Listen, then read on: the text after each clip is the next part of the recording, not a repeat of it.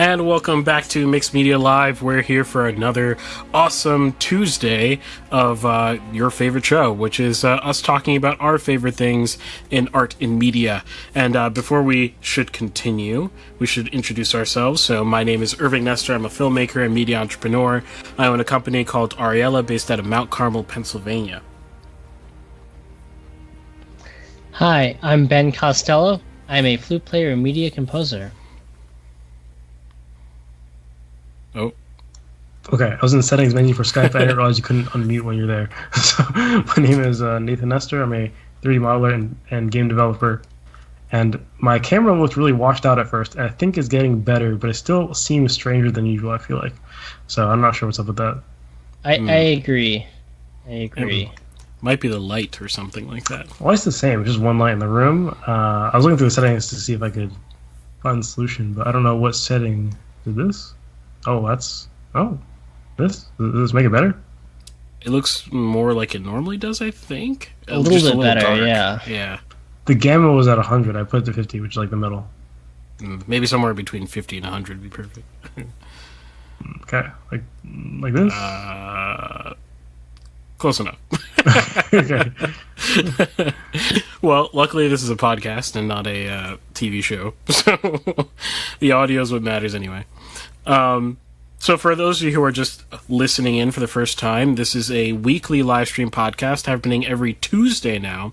Tuesday at 7:30 p.m. Eastern. Yes, I need to update all the badging. Yes, it will be done at some point.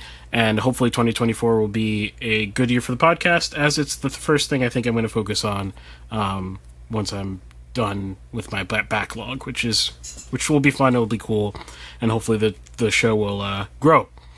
But what we do is we talk about art and media in all its capacities, basically, whether it's history, reviewing, pop culture, news, conceptual things, how to do things, whatever you could possibly think of, we talk about it. We have our particular perspectives, as we shared just a moment ago, where we come from, but we also talk about other things too. So just check out our vast catalog of hundreds of episodes, hundreds of segments that you can check out about some of our favorite things, and you'll at least be interested, titillated by the things that we have to say on this podcast. So that's who we are.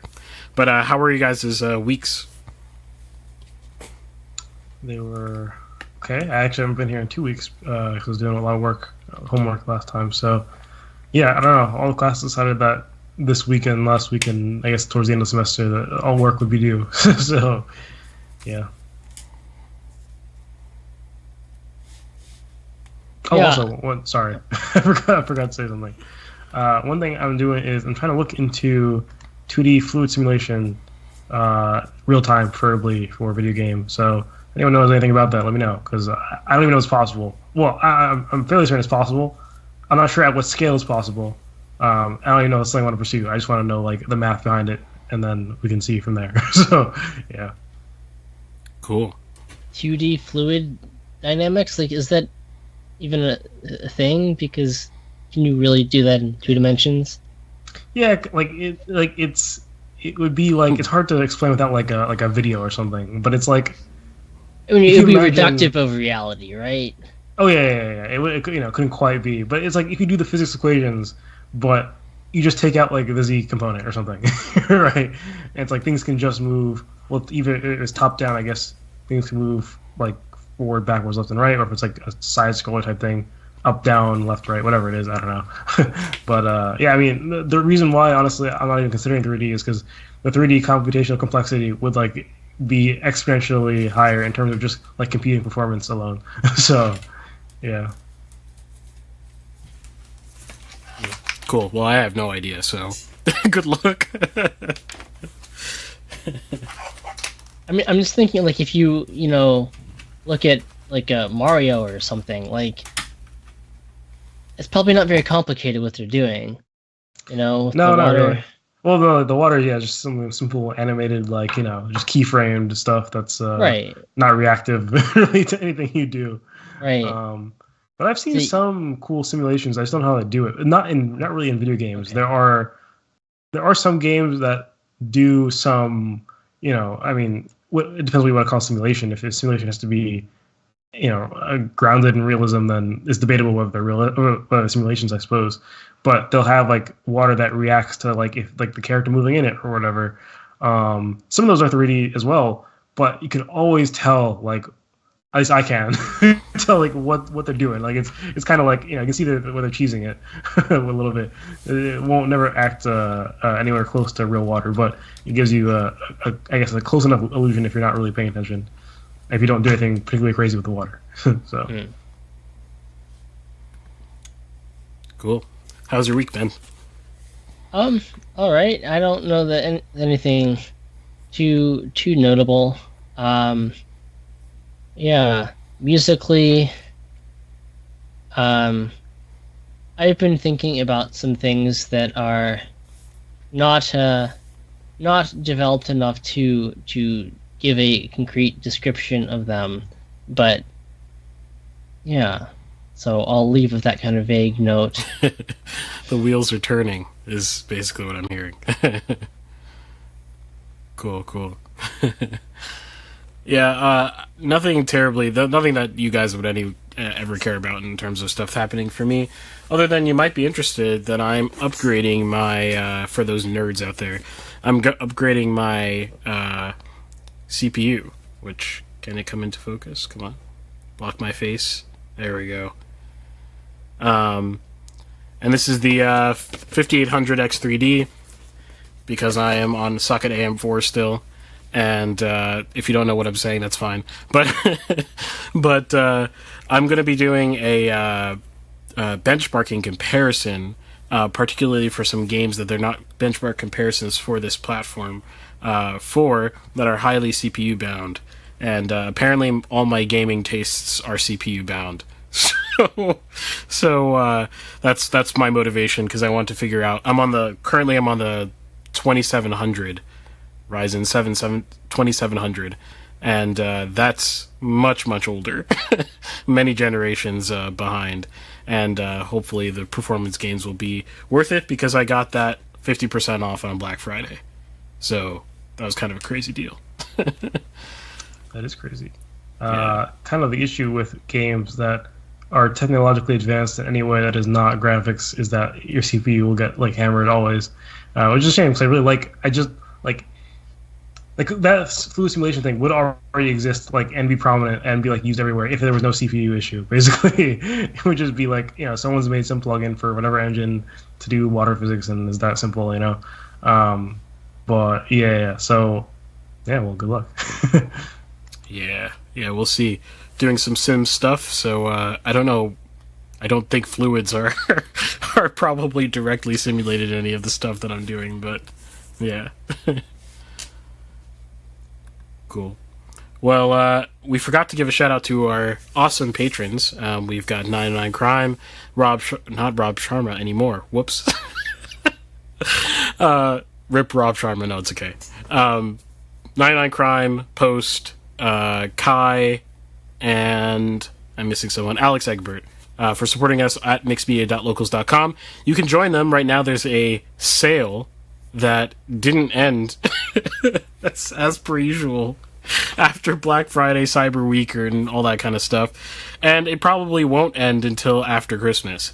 So right now you can support us for $3 a month, which is absolutely dirt cheap. I mean, what does $3 buy you these days anyway? Like, can you even buy a pack of gum for $3? I actually don't know. You might not be able to. You can. It depends. So I say this as a gum connoisseur now, so I know the prices. If you go to Wawa, you can get 2 for $2.50, I believe, is the rate. That being said, Wawa is expensive, so I would not recommend that. But you can get like these big, like, just packs of gum. The issue is that they're all the same flavor in the pack, so you're just gonna have a lifetime supply of, like, I don't know, like tropical fruit gum or something. It's like, what? What's the point of this? So, yeah. Okay, gotcha. Well, there you go. So apparently, so you can. It costs more than gum. Yes, it costs a little bit more than gum. So if you want to donate to us a few packs of gum, or a few large packs of gum every month, you can go to mixedmedia.locals.com. There's some perks there. And I promise you that Locals page will come absolutely alive once I get my hands on it, because I'm refocusing and it's going to be great. It's going to be fantastic. 99 Crime says some indie games cost $3. Yeah. Oh, yeah. I don't know if we're worth an indie game. Maybe that's a bad comparison, but Depends which one. depends which one. Yes, exactly. Depends which one. So there you go. How about any news? I know I haven't paid attention. I know there's literally nothing what's happening right now. I'm in the dark. Yeah. Go ahead. Oh, okay. So I saw this, and I thought, well, this is interesting for two reasons to me. So I saw that apparently something called Muse Group bought Hal Leonard. So I didn't even know what Muse Group was. Obviously, I know what Hal Leonard is. It's like, I think it's the biggest music publisher in the world, like print music. Certainly in the United States, they're the biggest, and they're really big in educational material. So apparently Muse Group bought them, and Muse Group is a conglomeration which is originally, from the guy who founded Ultimate Guitar tab site, who has apparently gobbled up a whole bunch of things. He bought Muse Score, StaffPad, and Audacity. Oh, wow. And now he bought Hal Leonard as well. Wait, is Audacity not like free and open source software? Muse Score is free and open source as well. But What is he doing? they're still owned by this. I think the way that you make money off of these things is that I don't know so much about Audacity, but for Muse Score, you can get it for free, but in order to access like the MuseScore.com marketplace, you have to pay money. And if you want to it's almost like its own web publishing service. So you can self-publish things on there. You have to pay a fee, and you can also arrange things that they have the rights to for a fee. So that's how they make money. Although the base level, right, like the notation program, or I assume Audacity is the same way, and Ultimate Guitar also. The base product is free. I'm looking up how Audacity makes money, and it seems like there's not really. I don't see anything about a payment thing for Audacity or something. I could be missing it. I don't know, but I've never heard of anybody paying for Audacity stuff. Yeah. Well, anyway, this highlights to me for a couple of things. So number one, I really don't know anything about the corporate conglomerations that are gobbling up entities in the music world. I didn't know this was a thing. But there's also consolidation of some of the other groups. I think some of the main competitor, I think, is Alfred Music, right? Alfred Publishing, and I think they have also been bought by somebody else, or they are acquired other hold. I think no. So Alfred, yeah, right. Alfred is associated with Finale, music software writing program that is not free, but is no longer prohibitively expensive, and also Make Music, an online as a tool that they own. They created Smart Music, so they're another conglomerate. If you don't know what Smart Music is, it was the bane of my existence in high school band. At least it was back in the day. This program where it had music online, you you play with it, and give you a metronome, and it would give you a score. You scored a 93% on this. You're 93% accurate. And my band director loved this. I hated it because you could play perfectly, and it would still say you got a 50%. And I remember my freshman year of high school. I don't remember what the piece was exactly. I think I took 200 takes, and I couldn't get higher than a 92% on it. This is just unacceptable for me. But so yeah, I didn't realize there's so much consolidation. These major publishers and other music products, and I'm not sure that's necessarily a good thing either. There, the trend for all mega corporations that own everything, even in like the music kind of education and basic production space. So that's interesting to me that is going on. Oh, and I guess Hal Leonard also owns Noteflight, which is another music notation program. So it's interesting to me. Everything is kind of coming under, new roofs, and I guess the other really big, notation program is Sibelius, which is owned by Avid, and I don't even know who owns Avid. I actually don't know. Probably some other gigantic corporation. Right. So, yeah. So interesting that is happening in this sort of space in the musical world. Right. Looks like going to Audacity's website, so they have 2 installation options. One is the normal Audacity installation. The other one is Audacity with free effects and samples. When you download that, it says it requires the Muse Hub installer, and that allows you to install MuseScore and other stuff like that from Muse Group. So maybe it's like more of like a, at least, I mean, this is from very minor research, so maybe there's more to it. But at least maybe it's like a sort of promotional thing for because who's gonna want the base option when you can get free effects and samples, right? So right. You have MuseScore and all the other products, I guess, readily available to you on MuseHub. Yeah, we've talked about MuseScore, in the past on this show, not recently, but MuseScore 4 is still pretty new, and they have, they're trying to make it kind of like a DAW light. They have their own samples, as Nathan just said, and they're trying to make it more usable for people who need it for actual commercial uses. So I don't know what all that means, but interesting to note. Yeah. For sure. Was there any other news? For me? Or yeah. Okay, sorry. Yeah, so the GTA 6 trailer was leaked. It's supposed to come out today. It was leaked yesterday, and then they just released it properly yesterday because of that. I don't have much to say about that. It was like, all right, I guess. It was certainly interesting in the trailer, or just like boring.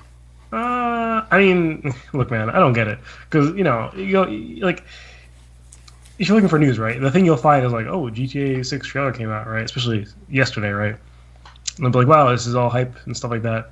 I was like, look at it. I'm like, I don't get the hype other than that it's GTA 6, I don't even like GTA 5 that much anyways. So I don't really get the hype, So, yeah, I mean, there's like, I guess some, like nothing, the trailer showed off, I suppose, somewhat improved graphics. Somewhat. I mean, there's usually been like large increases in graphics between GTA games, no? Actually, I did see an article that said something along the lines of, or maybe it was a Reddit post, I don't know. I saw something, I said something that was like, even Rockstar is having a hard time. It's hit a wall with graphics or something like that, right? Because the GTA 6 trailer looks like a smaller increment increase than like San Andreas to 4. 4 to San. Which one? What's the order? Is it 4 San Andreas? I don't know. No, it's San Andreas 4, right? I'm pretty sure. I don't know. Could be wrong. I'm pretty sure that is the order. Or is it? I don't know. I wish I just used numbers, man. I don't remember where Vice City and San Andreas lie. but no, yeah, there's quite an increase, and it was like even Rockstar's having an issue, and I thought that was kind of a funny like title or whatever. Because I didn't read the article. That was the title. All right, that was a quite kind of funny title because it's like, why like when GTA 5 came out, it looked okay, but it wasn't like the cutting edge or whatever, right? Why would it take Rockstar releasing something for you to realize that? You know what I'm saying? Like, oh man, Rockstar couldn't do it. Wow, I can't believe this. It's like, I don't know. There have been more potent developers in terms of graphical fidelity that have shown that they just having a hard time, right? And even then, it's not like GTA 6 literally is on that boundary, right? Like there are games that look better than GTA 6 for sure in terms of graphical fidelity or whatever. So yeah, I don't really. It's a very strange title, but only information that was useful that came out. It's going out in 2025, so we have some time. I assume the reason why the trailer is so kind of like, it doesn't really tell you that much about the game other than some I don't know, some setting, I guess, which is like still somewhere West Coast generic type looking thing, in my opinion. So I assume they released it like that because there's just so much time, right? They'll probably come out with trailers with more detail and whatever later. But yeah, It's funny because I just pulled it up. I was going to, for arguing with Reddit, give you something that said even Rockstar is hitting diminishing returns when it comes to tech. That's the exact thing I saw. Okay, yeah. Oh, okay. So good thing I didn't select that. But there you go. So I noticed that too, even though I can't actually comment on that. So Yeah. Sweet. All right. Well, is that our news segment? I suppose so. Yeah. Sweet. And if you're new to the show and you don't know how this goes, we start off with our little news and little chatty segment. Then we go on to our 3 main segments of the night, which today I'm going to be first talking about story structure for some more for Screenwriting 102, and then we'll be doing some arguing with Reddit, gaming edition, where Nathan will be reacting to hot takes, and then lastly Ben will be reviewing, what was it again? I'm gonna forget.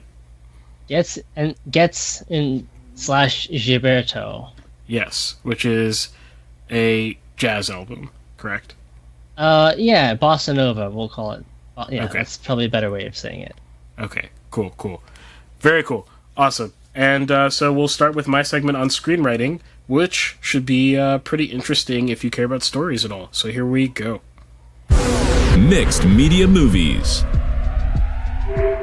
And welcome back to Mixed Media. If you've been watching this whole time, thank you for continuing with us. If you're just tuning in, I'm going to be talking about screenwriting during this segment and some more complex structure techniques than I've talked about in the past. But before we begin, we should reintroduce ourselves. My name is Irving Nestor. I'm a filmmaker and media entrepreneur. I own a company called Ariella based out of Mount Carmel, Pennsylvania. Hi, I'm Ben Costello. I'm a flute player and media composer. I'm Nathan Nestor. I'm a 3D modeler and video game developer. Sweet. And definitely hit the like button and subscribe if you like anything that we talk about on the show. And without further ado, I will talk about screenwriting. So, I did a Screenwriting 101 episode. I don't remember how long ago. It might have been over a year ago at this point. I think this is probably... I think this was this summer 2021? Definitely possible, yeah. I feel like I remember it when I was on vacation with my family in summer 2021. Ah, okay. So, yes. That's my guess of when this was roughly. Yes. So if you want to check out that episode, I believe it's one episode. I don't think it's a multi-part, but go check out that episode on screenwriting. There's a few other episodes on screenwriting, but really the one that you want to look at if you want to get a good base knowledge for at least the way I think about screenwriting, go check out that 101 episode. But I'll do a really, really, really quick recap because we need some of the vocabulary from that episode to come into this episode, where what we're going to be doing is we're going to take that sort of basic idea of what story structure is, its purpose, and all that kind of stuff, and we're going to be moving it into more complex applications if you want to be special, right? If you want to do crazier stuff, at least, this is 102. I'm not capable of teaching anything 200 or above, I'm sure. So we're going to keep it to the ground level where I can pass off some things I know that you probably have never heard of that I appreciate having learned about or having observed in watching things, reading things, etc. So that's the goal for this episode. So, really quick, the system or the way of thinking that we were employing in 101 was Shakespearean system. And I said, in that episode that I'm not like some sort of Shakespeare aficionado. I can't like I probably couldn't even quote a single line from any Shakespeare specifically. You undoubtedly can, Irving. You can There's- probably pull some Romeo and Juliet and Macbeth. there is Hamlet. okay. I actually don't know if I could quote a whole line. I can get the gist of those lines, maybe. Oh, well, I mean, I'm sure you could, like, you know, you could probably pull some Macbeth out. I'm sure you can if you think about it. There's like the witch's brew stuff, but I don't even remember what they said. There's that. Oh, the double, toil and trouble. No. Yeah, that's Yeah. Oh gosh. I'm sure. I just have just like some random lines from Shakespeare. I don't know. You could probably pull like above all, to thine own self be true from Hamlet, or to be or not to be. Oh, okay. Well, even then, that whole monologue. see, I remember the gist. I remember the point being made in all those sections, but I couldn't quote it word for word. But that goes to show you I'm not some sort of like Shakespeare expert or anything like this. But the way that I learned story structure is Shakespearean, and it is so ridiculously helpful. And Shakespeare was 100% undoubtedly the GOAT of story structure. Just the way that he composes his acts are extremely well thought out, well paced, well tensioned, and just gives you that complete feeling like I watched the whole story, right? And I was driven from act to act to watch this whole story and be invested in it. Obviously, a legendary writer. So, what is an act from the Shakespearean perspective? Well, an act is basically a unit of story which has its demarcation, so where the act ends, is marked by something where things have changed inescapably for the story. Things cannot be reversed. Something dramatic has happened, something has changed such that everything is different and the story needs to advance in a different way because of it. So just off the top of my head, some examples of what this might be is if a major character dies, right, often marks an act break. If a some sort of act of God happens, right? So like outside of the logic of the plot, like I don't know, all of a sudden there's a hurricane that destroys the main character's house, right?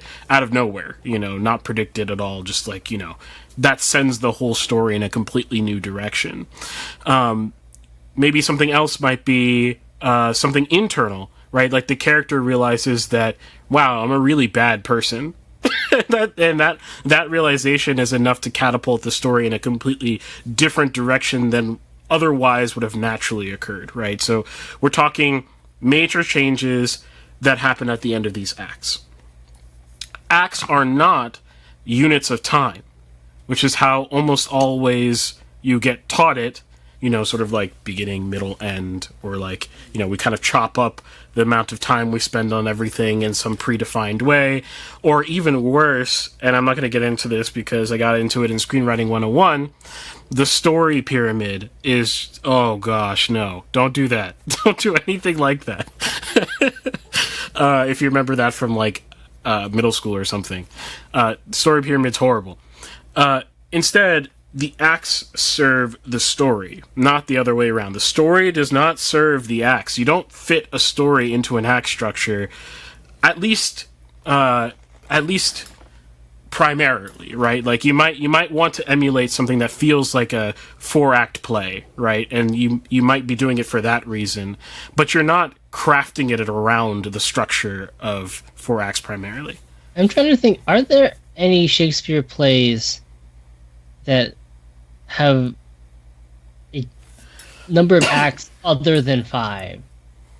I'm curious. I don't know Shakespeare. He does have a 2-act play, and and the name of it is escaping me. It's not one of the major ones. Okay. And the only reason I know that is because I was looking at 2-act structure and one of his things came up. because I was curious if two-act structure existed in any popular media. And apparently Shakespeare had done that. So, yeah. Okay, interesting. I don't know Shakespeare as well as I ought to, so... But the vast majority of them are 5 acts. Yes. But they work as 5 acts. Yes, absolutely. Absolutely. Yeah, and you can conceive of these acts because of the way we define them. And we talked about it in 101, and I don't want to get too into it. But you can have differing ways of looking at the acts within a story, and that's actually where some of the complexity is going to come from when I talk about some of the more complex techniques. But you can have acts within an act if you really want to break down the beats of one big act into 2 smaller acts or something like this. Like you could do things like that, and it would be totally valid. Anyway. But what brings about this sort of discussion on act structure is recently I was at my parents' place, and Nathan and I and my wife were watching a movie called Speed, which is like a classic action film from, I don't know, sometime in the 90s. Yes, we watched it off of VHS. The first thing I watched on VHS, maybe in like a decade, I don't know, or more. I don't remember the last time I've seen something off of VHS, but that might be another episode because I was surprised with how good it looked. I was like VHS is not known for looking good, and or having longevity, but it actually looked pretty darn nice and sounded really good too. So I don't know what that was about, but I'll have to come back to that later. Out of curiosity, it's not quite related, but how does VHS store audio? On a separate track, like a magnetic. Right. Oh yeah. So I get it's like part, it's like a separate part of the tape or whatever. But like, how is it like you know what I'm saying? Like, how is it encoded into the tape? Like as in like, not like the mechanism by which it goes from microphone to tape, but like, what does it even look like? Like I assume it's like maybe grayscale or something, or is it color? No. Regardless, it just. Oh, it's magnetic. It's magnetic. So. It like I don't know how for VHS what the standard is on VHS. I know for film it's read from magnetic strengths basically, and that sort of you can transliterate that into voltages. Okay, so it's like, would that be equivalent to frequency? Yeah, the ups and downs of the magnetic strength, right? You know. Oh, so it's literally a correlation. Okay, it's like a scaled, like. Okay, I understand. So like, yeah, it essentially is the position of the driver is the idea. However, the strength is. Yeah. That's to be really detailed then, right? Like really, really detailed. Like yes, extraordinarily detailed. Interesting. Well, it's analog, so. Right, but I'm curious, like the mechanism by how they managed to get it on the tape. But that's probably outside the scope of this. So. Yeah, that's for an audiophile to answer. What I said is the maximum of what I know about it. Gotcha. Yeah. 99 Crime says Speed is a great movie. Absolutely, it was really fun. I mean, it's not a super serious movie, but it's just a fun time. And we don't have sort of fun blockbusters like that anymore. There were some weird moments. I can't lie. There were some moments where I was like, I don't understand. There were a lot of weird things, but if you're able to suspend belief, I don't know, but no, I meant like you can suspend belief for like much of it. Much of it is kind of like why would that ever happen, you know? But like it's fine. But, like there's certain points where like I was like I don't even know if I can suspend. Like it's just like at the end when he speeds up the subway, right? What was the point of that? Like I just can't even like because it was not cool. Even, like let me risk my life because it's cool. Like, speed up. What? Yeah, that didn't make sense either. But in any case, Speed's a fun movie. 99 Crime says, I remember the ending being really weird. Yeah, it is a little weird. For sure.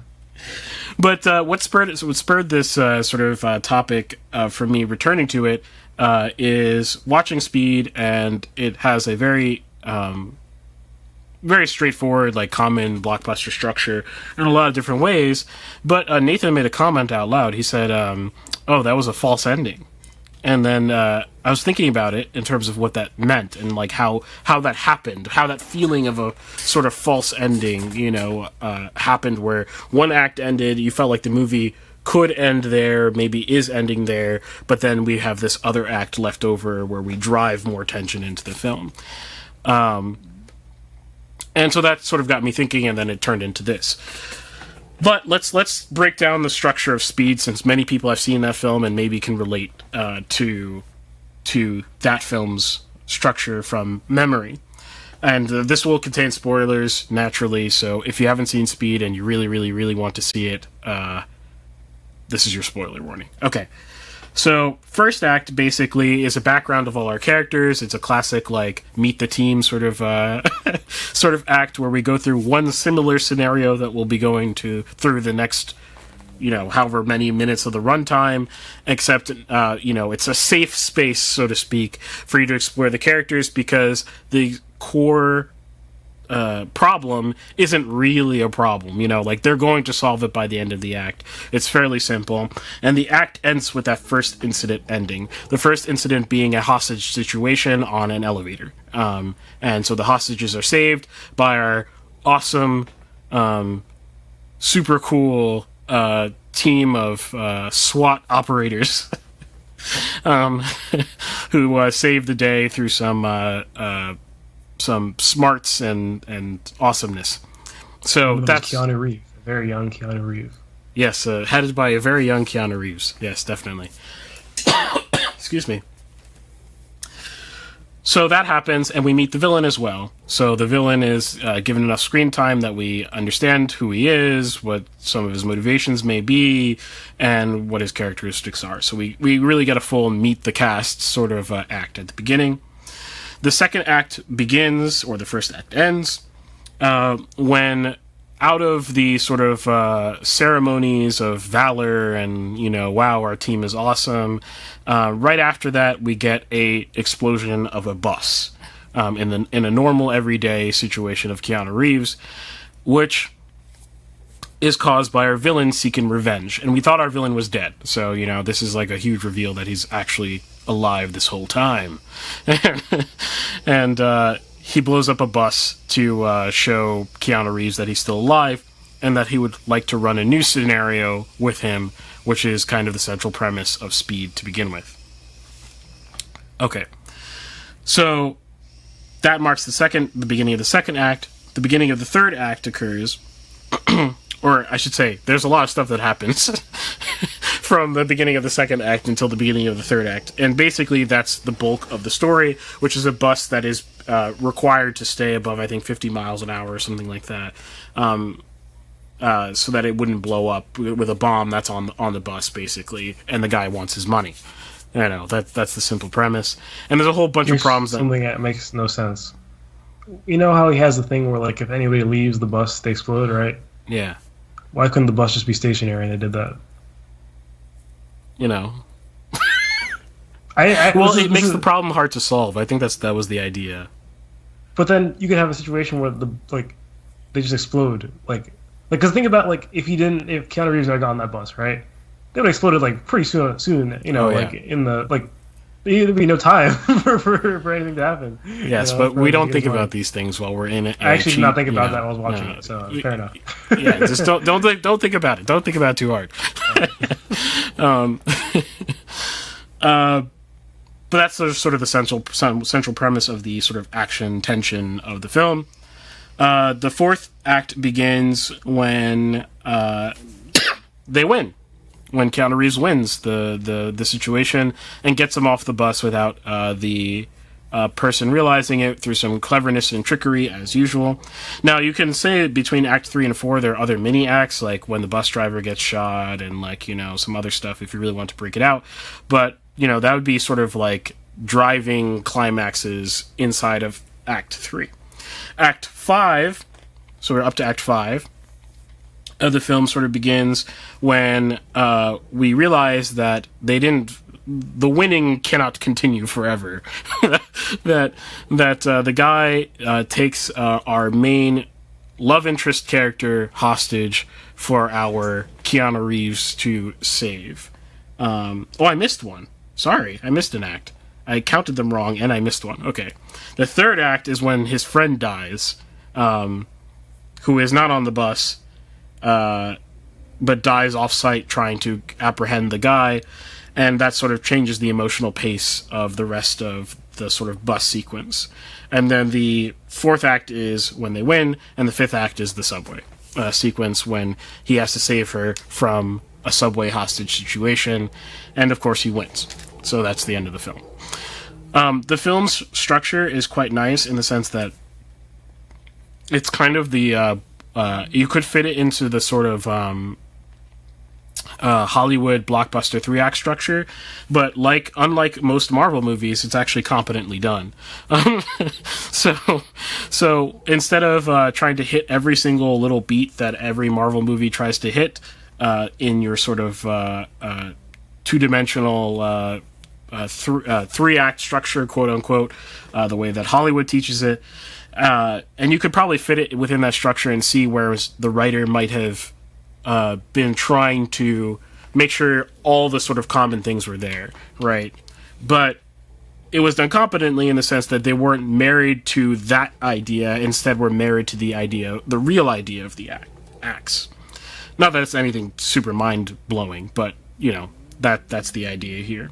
Now, where the false ending feels like it happens is after Act 4, after they win, right? Like, they get everybody off the bus, and you feel like the movie should end, because that's the speed, right? Like, Speed is the name of the movie, and no more speed, so the movie's over, correct? We got the big explosion at the end of the act, of the airplane and the bus, and it's just awesome practical effects. By the way, the practical effects in that movie are awesome, but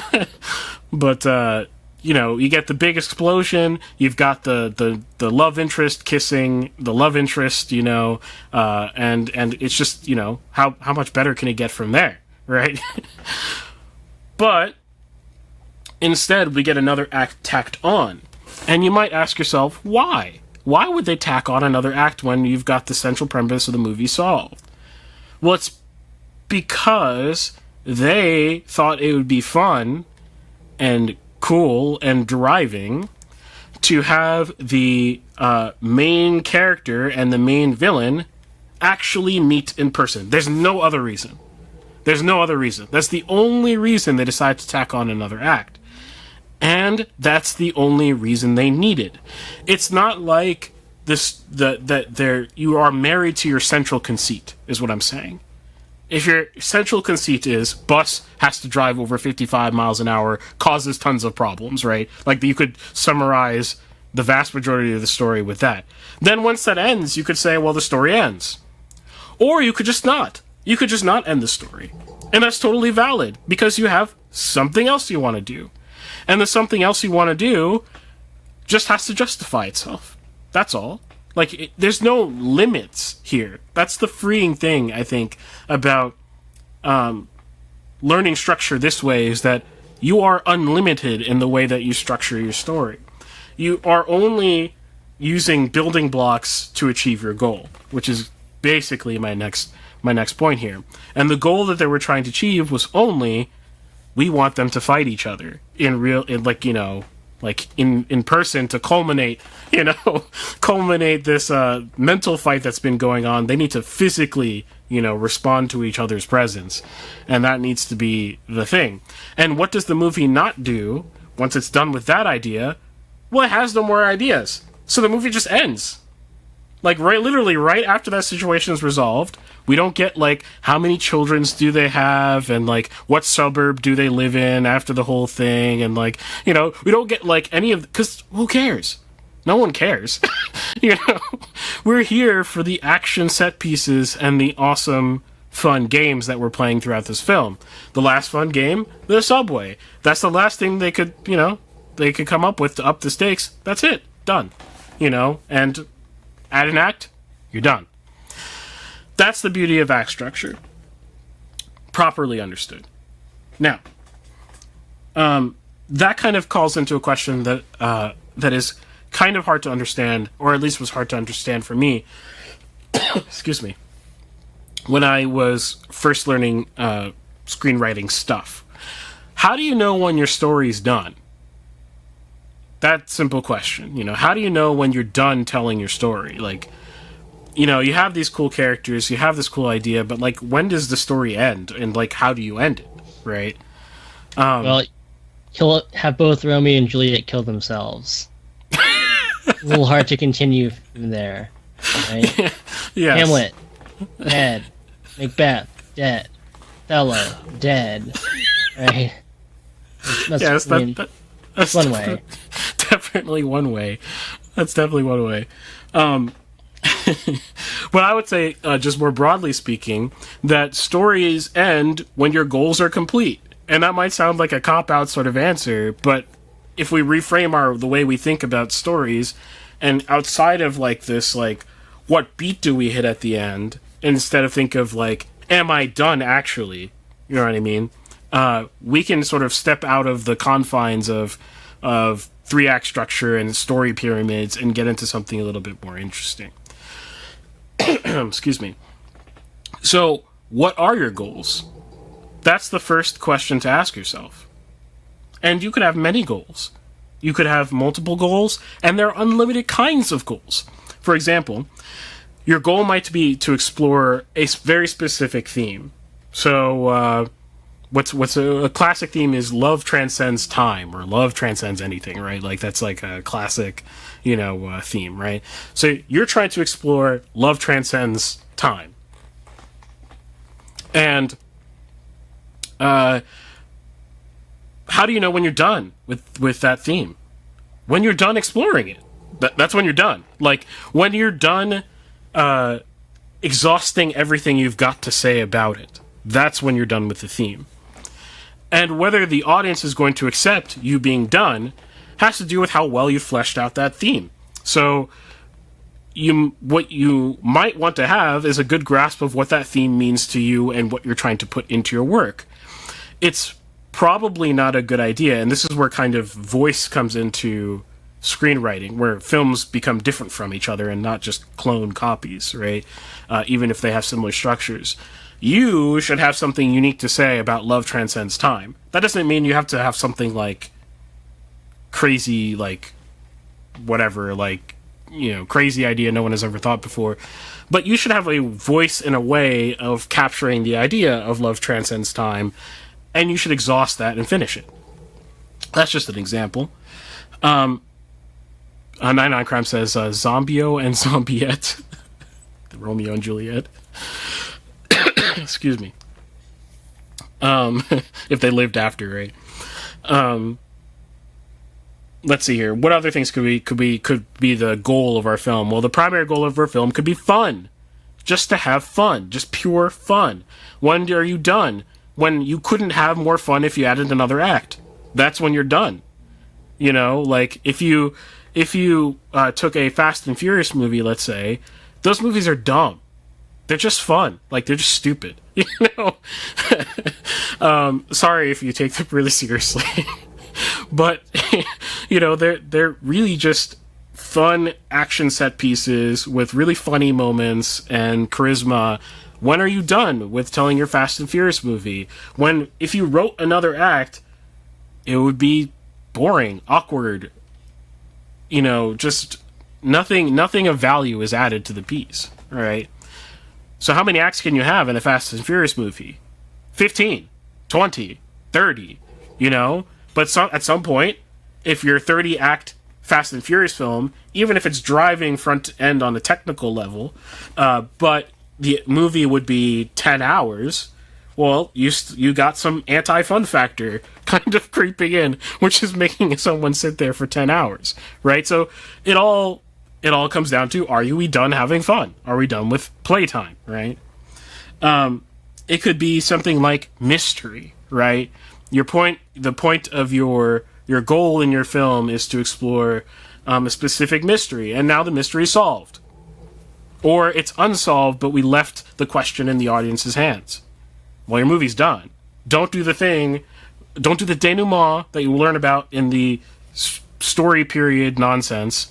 And after the mystery is solved, or after the mystery has been left in the audience's hands, you then wander off into, like, I don't know, something tangential, or something like that feels like it should be satisfying. No, the satisfying part is done. The goal has been met. You've explored the mystery, right? You're done. Could be something like learning, like you want to teach something to your audience. It could be something like the arcs of characters, if you're really into character-driven stories. If your character is done growing in the way that you were interested in exploring them growing, then you're done. That's when the story's done. It could be a desire that you're planting in the audience. One of my favorite and most curious tensions in cinema is that of desire in the audience, not in the filmmaker, in the audience. One that sparked the movie that sparked this thought was actually La La Land. And the reason why is if you broke it down into its act structure and asked yourself, what's the central tension in this act, this act, this act, this act? The first, half of the film, I don't remember what the actual proportion was, but a good first chunk of the film has basically no tension of, any problem variety, right? In terms of, there's some sort of central tension of a problem, but it's driven by the acting, the setting, everything is working together to create a desire in the audience that creates the tension, which is a desire to see what this relationship will be like. That's it. That's all the tension is, or just a desire to participate in this joy that's sort of pouring off the screen, right? That's all it is. That's all that's driving the tension. So when does your film that's based off of the tension of desire end? Well, when either the desire is met, you can't, hold that desire any longer. You just got nothing more interesting to do. Then you're done. Okay. It'd be interesting, though, if you compare the acts and the tension of La La Land to the Umbrellas of Cherbourg, which one ultimately does better? I'd be curious what you'd think in from the screenwriting perspective. Yes. Yeah, if you don't know, Ben actually did an episode on Umbrellas of Cherbourg, and it was just the music on it, right? Yeah, I obviously talked a little bit about the movie. It's one of my favorite movies of all time, top 3 movies. It's Dang. Beautiful. Okay. Well, then I have to check it out. Definitely. Oh, I have the somewhere over here. I have the Blu-ray from the Criterion Collection. Ooh, cool. Well, while he's getting that, definitely, desire could be one of those things. So, like I said earlier, the structure of a story serves the story, not the story serve the structure. You use structure to tell your story well. It's a tool. You don't use your story to tell a structure. Let's see. Oh, that's cool. That's awesome. I didn't know it was a Criterion film. That's cool. I'll have to check it out. It is, yeah. So there you go. So that's when your story ends. Now, one interesting thing that you can do, and this is kind of a more complex technique or an interesting idea for you to play with if you want to, is your last act can be bonkers if you play your hands well in the prior acts. And this happens a lot in a lot of classic films and a lot of books and things like this. Your last act can go completely unchained, and you can kind of have your way with your audience as you please. If you line up your cards correctly, you do everything right, your last act can be something like a get out of jail free in terms of sort of poetic license or suspension of disbelief. You will, if you tell a good story, your last act can unmoor itself in ways that your prior acts probably couldn't, because your audience is so invested and so entrusted in the story, if that makes sense. What's a good example of this that people would know? Let's see. One One's not coming to my head right now, so I'll have to think about it more. But I have a screenplay that I won't discuss what the details are, but I'll use it for fodder, for an example. And the screenplay is called Abolition, and it's a very it's probably one of my more ambitious screenplays and crazy. But one of the interesting things that I really came to naturally as I was coming up with what happens in said screenplay, right? I was outlining and just sort of vomiting everything onto the page, is I was wondering how I was going to end the film. And as I was sort of coalescing on all the sort of ideas that were going on thematically, character-wise, all this kind of stuff, it's a sort of character-driven film, and theme-driven film. As the themes are sort of colliding at the end, I feel like the themes are so big that I want to just go into magic realism. I just want to like go from this super like grounded down to earth thing, and I want to jump out of that into a sort of like larger than life sort of ending, which I won't describe too much. There's a particular book that I'm thinking of that does this, that you read in high school. Do you remember Toni Morrison? Is that the right author? I've read one thing by Toni Morrison. There's a book where the last act of the book basically drops into magic realism. And I don't remember liking the book like particularly, but I remember that being so interesting. I was like, this is crazy. What do you remember like what the plot is? Even all I remember is at the end of the story, someone flies. I think the main character flies, like literally jumps off a cliff and flies. Okay. Well, I don't think I've ever read a Toni Morrison book. Okay. In any case, though, there are certainly many movies like this, and I'm just like. I'm losing my ideas right now on exactly what I'm trying to look at my. Okay, nothing's coming to my mind. But basically, you can, because you've told your story well and you've put your audience in the right headspace. Oh, go ahead, Nathan. Is it Song of Solomon? Yes, Song of Solomon. That's what it is. I never read it. I just looked up like I looked up. Yeah, I've never read it. Toni Morrison. I looked up. I saw the Wikipedia. I clicked the book, and I just Control F fly. It was there. So I was like, okay. Yes. So that might be something interesting to consider. So how do you achieve that? Well, one way to do it is by ramping up the entire time and increasing sort of the melodrama as you go along. In my particular screenplay, it starts off with a sort of central tension that is more mundane, seems sort of more thematically explored already, which is that of like the morality of slavery, right? Been explored 10 zillion times.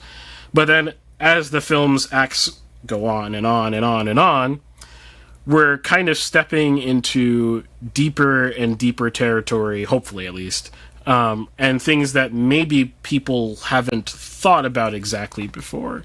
There's a sort of allegorical component to the film. There's a sort of there's a lot of thematic complexity when it comes to not just the sort of moral question at hand, but going into questions of religion and stuff like this. And so as we keep going, we start introducing these little hints of this sort of like supernatural aspect of it, and then we just kind of open the can right in the last act, because you've really only got one act to do this. You can't sustain this. Once you do this, you can't undo it, and once you do it, you can't expect the audience to be able to sit in this sort of magically real space for terribly long. You kind of just end it with the bang, and hopefully you drive home the point. So that might be an example. Okay. Then there's this concept of I don't know. There's no name for it as far as I know. There are like not that many names for things in film in general, which is kind of sad. And so it's hard to like. I'm always jealous. I think I've said this before, of how much terminology exists in music for things, because then you can be really precise and expedient about what you're talking about, and everyone knows what you're talking about. But here it's like, because film was so deconstructionist for so long, like no one cares to try to articulate things in like a way that's we can sort of pass on ideas, you know. It's kind of sad. But I will go over to the live whiteboard to describe what I'm talking about. So let's say we have a story with a 3-act structure, like this. So Act 1, Act 2, Act 3. And, you know, obviously every time we have these act breaks, we have some sort of climax happening, some sort of crazy thing happening, right, that launches our story into a new direction. But let's say we have a main character, and let's call the main character, I don't know, Chloe. And she's definitely our main character. There's no ambiguity about her. We follow her throughout the entire film. You know, this is her film, basically, right? And these act breaks happen when something happens to Chloe. So Act 1 ends when something happens to Chloe. Act 2 ends when something happens to Chloe. We can do something interesting here, where instead, I should do that as well. Instead, let me make a different color here. We have this secondary character, who is not the main character, but is some other character. And we could take his story, pull it out of Chloe's story, and we could write out a different act structure. So let's write out John's act structure real quick. Maybe it looks something like this. Here, let me draw the big one, and let's do something like this. I don't know. For example, maybe it's a little weird that there's more acts for him than the main character, but not necessarily. And this is what John. Let's do Jon to make him cool. This is what John's act structure looks like. That's how you make the character cool. Exactly. And so for John, something life-changing is happening at the center of every one of Chloe's acts. Now, you might say that the overall story structure actually looks something like this. And you're not wrong, necessarily. Like I said, you can sort of break out acts, sort of whatever way. There's a lot of ways to think about acts. It's not strict, right? But the cool thing about this way of doing it, I should have drawn the last one here, is precisely this ending. Maybe, right? If you did the structure this way. Why? Because maybe there's a thematic connection between John and Chloe. Or maybe John and Chloe are like the central love interest of the film. Who knows? I don't know. I'm just making something up, right? What can happen is you can have a driving pace throughout this film when it feels like, you watch those movies where it feels like a ton is going on all the time. Like, it just feels like, a ton is going on, but the overall story is still being told in a sort of coherent and balanced fashion, right? So in this film, it could be one of those films. Perhaps Act 1 is Chloe, I don't know, finding a job. I'm literally making up the story on the spot. I don't know. She's trying to find a job because she's poor. I don't know. And the second act begins where she gets the job, right? So that's the act break. She gets the job, right? And then the next act break happens when her car is totaled. Just making it up, right? So this launches her life into a new trajectory entirely, and perhaps the film ends with I don't know. Let's think of something good. Maybe she, I don't know. She flees. Let's say she's in debt and she flees to Mexico. I don't know. The story takes a crazy turn, right? And the movie literally ends with her driving into the sunset to Mexico. Let's say. And that's our act structure for Chloe.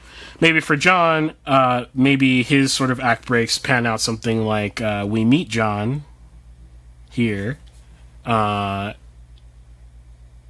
so he's kind of birthed right into the film. So that's kind of his beginning.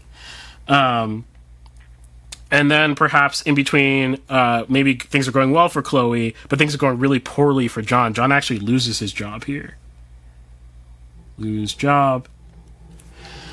And then the next act break is between her car getting totaled and and fleeing to her fleeing to Mexico, and perhaps something like this is happening where John proposes to Chloe. I'm just making this up, right? And the way this would have to be portrayed in order for this not to make major act breaks on the Chloe side is these would have to be very John-specific moments, right? So that would have to do with how you're telling the story, how you're pacing things, stuff like this. And then let's say on his side of her fleeing to Mexico, he, I don't know, he gets a job, right? Well, this is cool because now what you can do is if the theme here is something like I'm literally making up this story. So the theme is something like is career more worthwhile than love? I don't know, something like this, right? And we're using Chloe to explore the idea of someone who maybe starts off very humble and grows into sort of a hubris-filled character, and we're using John to do the opposite, right? Like we're starting off with him being very well off and taking things for granted, and moving into understanding that ultimately these things don't matter. Let's say, right? Like that's the entire point of the film. We can sort of create this cross current now of these two explorations of the theme, and land them together at the same time at the end, such that we feel like the culmination of the two ideas add together to make a bigger whole. That was probably a horrible example, just coming off the top of my head. But you get the idea, is that... Oh, go ahead. I'm just trying to figure out how him proposing to her is not an important enough moment in her own story. Maybe that's the... Maybe that's the spicy part. I don't know. I guess, yeah. Maybe she's not terribly into him. I don't know. I guess. But it is important for him. Okay. Yes. I'm just making this up on the spot, so perhaps this doesn't make total sense. But the point, though, that I'm trying to make is that you can do this sort of like... it's almost like the analogy that came into my head, Ben, you'll like this, is like a polyrhythm, right? In the sense that you can have sort of this rhythm that's different between different aspects of a story. It doesn't have to be two characters. It could be different things, whatever you come up with, where you pace them differently, but you purposely land sort of the accented portions, right? Like together, right? Mm-hmm. Does that make sense as an analogy? I don't know. Yeah. Okay. Cool. Well, because there's no word for it as far as I know. So you can describe some of your favorite stories this way if you were to pull out some of the sub-characters, or if you were to pull out different themes from each other. So I know I do this a lot with my stories, where certain themes will just end before the movie ends. And that's fine. I mean, but there's like some more important, broader thing that we're still exploring, if that makes sense. There's a lot of films that do that, and of course, none come to my head at the moment. But it would be like a sort of like story structure polyrhythm way of doing story structure. If you want to do something a little bit more interesting, a little bit more complex. Okay, and that brings me to my last concept, which is that of the story circle, which is way more common understood in the story writing space because it's been popularized by a few YouTubers. And I think kind of overrated in a lot of ways and maybe overused. I think people maybe kind of they do weird things like they like put the story pyramid in the story circle, which I think completely defeats the usefulness of the story circle. What is the story pyramid? Oh, I think we talked about it last time. It's like it's this thing where it's like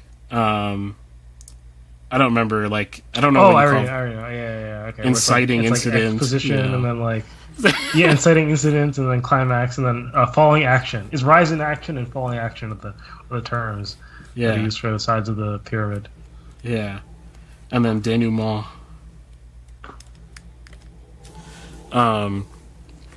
Horrible. Just horrible. Every act is kind of like this, I suppose. Like, every individual act kind of looks like this. Actually, they kind of look like that, if that makes sense. Like, where you just kind of... But, there you go. Kai says, what movie? I'm not sure what you're referring to. Yes, what movie are you asking about? Or what are you asking about? Let's see here. So, let's go to the story circle. Which, you start drawing out story circles with a circle. Kai says, oh, sorry, I thought you were discussing a particular... Oh, no, we're not talking about a particular film.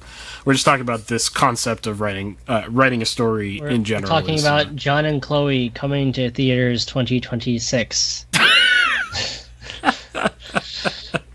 Yeah, I don't know about that.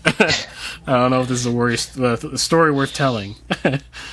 But a story circle basically describes the runtime of the film in a circle. So this would be 0, and let's say our story is... I should do this. Let's say our story is an hour and a half long, right? You know, this spot, this top of the circle would be that, right? Excuse me.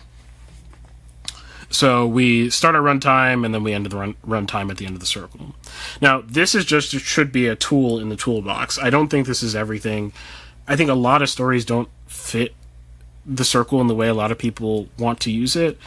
I'm just saying if you need ideas, right? If you need help with some pacing issues, I think the story circle is best when we talk about pacing in particular. It might give you some ideas of what should go where, right? So a lot of act structure doesn't tell you how long, not a lot, all of act structure doesn't tell you how long the acts are. When we're talking about the fourth act of Speed, it's like maybe 5-10 minutes long in the film. And that's not necessarily wrong. It's just more like if you feel like something drags or you feel like something's missing, this might give you an idea of what might go there or what should go there, right? Okay. So, how do you do a story circle? You draw your acts out on the story circle where it corresponds on the story circle. And this is where you can combine act theory with a story circle, which is fun. But how do you know where to put it on the circle if you haven't made the film, right? That's the question. Presumably, when you're doing the story circle, you're either planning out a film or you've already written a lot of it. So if you're planning out the film, you're going to kind of do guesstimates, and that might give you some sort of goal for a number of pages, right? Or something like this. Some idea of number of pages you need to have written to get to the right spot of the story circle, if that makes sense. If you've already written a lot of it, you would write it with page numbers instead of minutes. So if you don't know, the common rule of thumb in film is that 1 page equals 1 minute, and I found that that's broadly true. So, that's the rule of thumb you should use. And it has to be properly formatted for that to be true. So use the Hollywood standard formatting. There's like a trillion apps you can use to do that. And about a page is going to be about a minute. So let's say in your story we have 90 pages. And let's say on page 90 divided by 4 is going to be 15. So let's say on page 15 we, we got something. We're not going to make up the story this time. Something happens that causes an act break. And this is on page 15. Did I do that math right? 9 divided by 4 is 15? No, I didn't do that right at all. 90 is not divisible by 4 like that. 22 and a half. Yes, Yeah. 22 and a half. So that's annoying. But let's just do 22 and a half. Kai says, regarding the made-up film, you can and should ignore these if you see this. Oh, nice. Okay, let's see here. So 22 and a half pages in, something happens that causes an act break, and then you've got something that happens here, at page 45, and then you're like, I know where I'm going. I know how I want the film to end. I have the ending done already. But I just don't, this feels too long. The pace feels like it drags for me to go from point A to point B. And there's a lot that could go into that, but I'm not going to get into the particulars. But let's use the story circle to come up with maybe an idea, right? Well, what you can do is you can look at your current structure and say, wow, I've got some cool symmetry going on. And it doesn't have to be exact, right? If you hit 22 pages instead of 22 and a half, right? That's okay. The editor is going to adjust your pacing anyway. Your story gets told 3 times, remember? One when you write it, one when you shoot it, one when you edit it. So, this is... Don't get married too much to the particular half page. But let's say, you notice the structure and you say, wow, I really like what's happening here because I didn't realize this before, but this moment right here at page 45 is really kind of a dramatic offset from the ending. So let's say on page... I have to come up with an example now. Let's say on page 45, we get an all is lost moment. If we're doing a hero's journey. Right? And then on page 90, we have a win. We win everything, right? And you're like, wow, that's a really loose example. Hopefully it's more specific than that. But, something like this. And then you go over here on page 22 and a half, and you're like, wow, they met their love interest. And then on page 67 and a half, you're wondering what to do here. And you're like, what if I resolve the love arc? Love resolved. That could be an idea. This ends up working out a lot of ways, this sort of symmetry. Now, this specific kind of symmetry can get really complex. If you look at story circles, especially of classic Hollywood blockbusters, you'll notice there's a lot of symmetries in the films. Guy says love resolved. Yeah, whatever that means, whatever that entails. You can come up with a lot of ways to break up your story structure.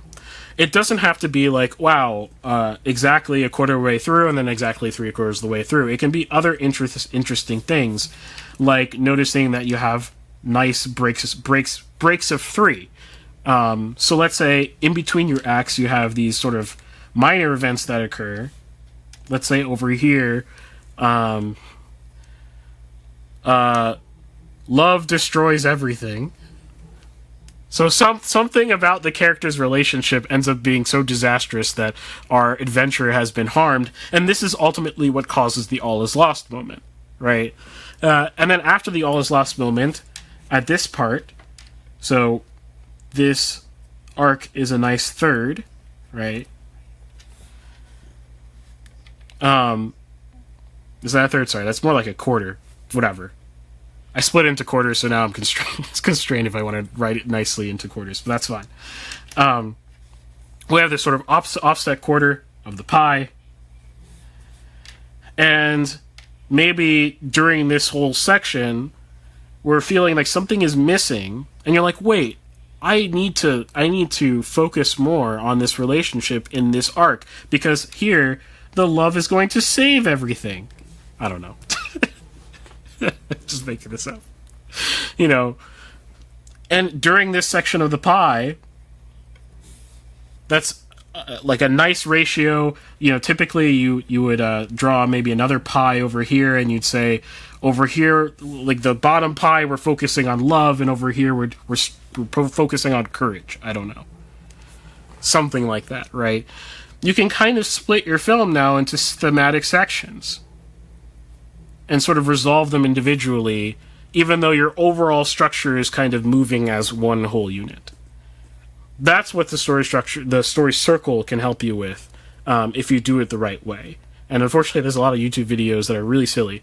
But I believe there's a YouTuber, he's actually a pretty good writer, who sells a book with just story circles. Just every page is a circle, on it. I think you can draw a circle. I think that's fine. But but if you want to feel official about it, you can buy the story circle book. Go to, like Staples and buy a compass, right? The compass is the one that... Yeah. Right? Yeah. Yep. Exactly. Exactly. So you get the idea. You can use this to adjust pacing, you can figure out themes, but other interesting ways to do this is not plot-oriented. Not everything about writing is plot. In fact, a lot of times very little about writing is plot. You could describe so many films with basically the same, plot description, and they would feel completely and utterly different from each other. I just thought of a film that does what I said earlier, that goes bonkers in its last final act. Interstellar. We go completely unchained in the last act. We use the buy-in we've got with the audience, with the concepts so far, the writing so far, the characters we have, and we say we're going to cash it all in at the end. To just go for broke, if that makes sense. That should be a good example for people. Interstellar. Okay, that just brain blasted into my mind. Let's see here. So, what else could we use the story circle for that's not plot points? Well, we can use it for creating this structure above. We can use it for polyrhythm, basically, or the polyrhythm of writing. It could be nice to understand how to time things right, and maybe if you're trying to make equal proportions of things because you're going for a certain type of feel, you could do it much easier with the story circle sort of visualization. Excuse me. You can do it to sort of create interesting pacing models, if you're trying to do this sort of off the rails, things keep getting crazier and crazier. Perhaps you split your story circle each time. Here's a fun one. No one has said this before, I guarantee. Split your story circle using the golden ratio until you get this tighter and tighter and tighter and tighter pace. Each act gets shorter and shorter and shorter and shorter and shorter and shorter until you've come to the end, right? And that might create this insane type feel, this insane pacing sort of feel. But here's the cool one that very often happens in films, extremely often happens in films, and might give you the golden idea for you with the story circle, is using it for imagery. So not necessarily plot, but using it for imagery. Interstellar is another example of this, actually. The first frame of the film basically tells the entire story. A lot of Nolan's films do this, if not all of them. I don't remember the first frame of Oppenheimer, to be honest. Excuse me. But almost every... Does The Dark Knight do this?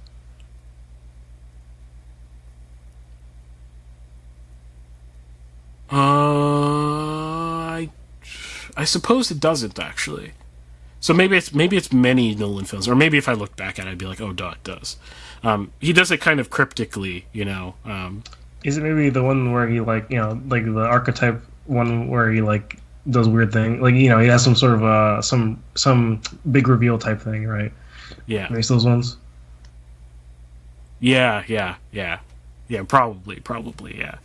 But Interstellar, if you didn't know, the first frame imagery in the first frame pairs perfectly with the imagery of the last frame, basically. So if you're doing this on the story circle, it'd be pretty simple. It's this kind of basic examples, beginning, end, right? But, there's some sort of, nice symmetry there. But you could do this with, halfway points. You could do this act points that line up. You could do this anywhere. So, for example, let's take my film, by the way, the abolition film I was talking about. Well, warning: the opening scene is extremely violent, extraordinarily violent. It has to do with extremely violent things. But basically, there's a thematic point being made that sort of connects with a lot of the film, and is basically telling you the point of the film in one sort of discrete unit, right? And then we sort of go into it, and then at the end, I don't have a callback to it.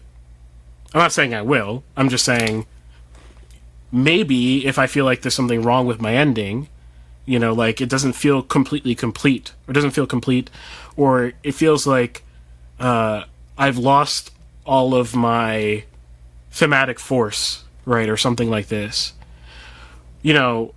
I actually don't need to describe it, so I won't, because it's extremely violent. But, the opening, which is quite disturbing and memorable, may match with some imagery at the end there, to sort of seal that thing. Or somewhere at the halfway point after we've gone through a lot of exploring, we remind ourselves of that imagery, maybe subtly, maybe something subtle, right? I think this also happens in Interstellar as well, with one of the motifs being dust, one of the visual motifs being dust. Excuse me.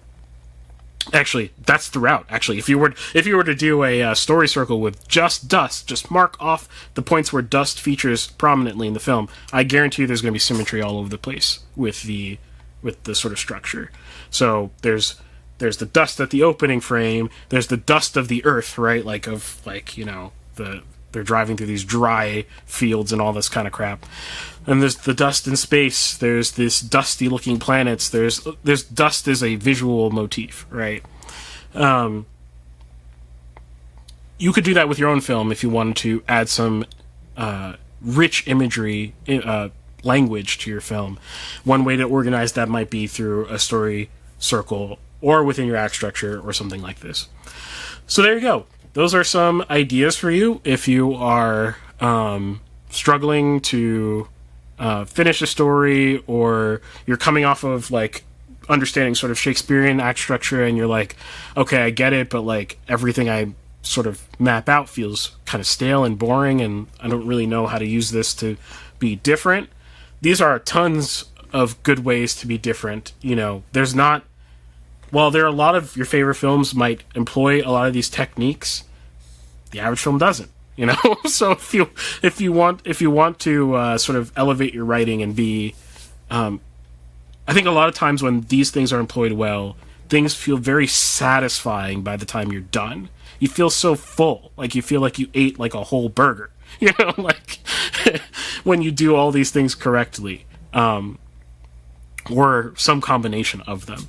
So those are my ideas, and if you liked any of that, hit the like button, and also let me know if you want me to give you more ideas on some future Writing 103, episode. I think we need an episode where you analyze in depth this story, the screenwriting of Twilight. Maybe we'll do a story circle of Twilight, and one of the things we'll mark is whenever they look at each other, longingly or something. Oh boy. Kai says the golden ratio could be good for a biopic. Every decade of life is a new act. Yeah, exactly. Yeah, you could do something cool like that. Yeah, so the it's limitless, guys. One thing that sort of deconstructionist mindset has destroyed is the idea that learning fundamentals makes you more free. It makes you more free, not less free, more free. All that Hollywood has done with sort of its deconstructionist, it just feels good, man, sort of mindset, is made the same story over and over and over again. That's not free, because no one knows what's good. No one knows what's actually good. They can't describe it. They can't put their finger on it. But Shakespeare knew. Shakespeare knew exactly what was good.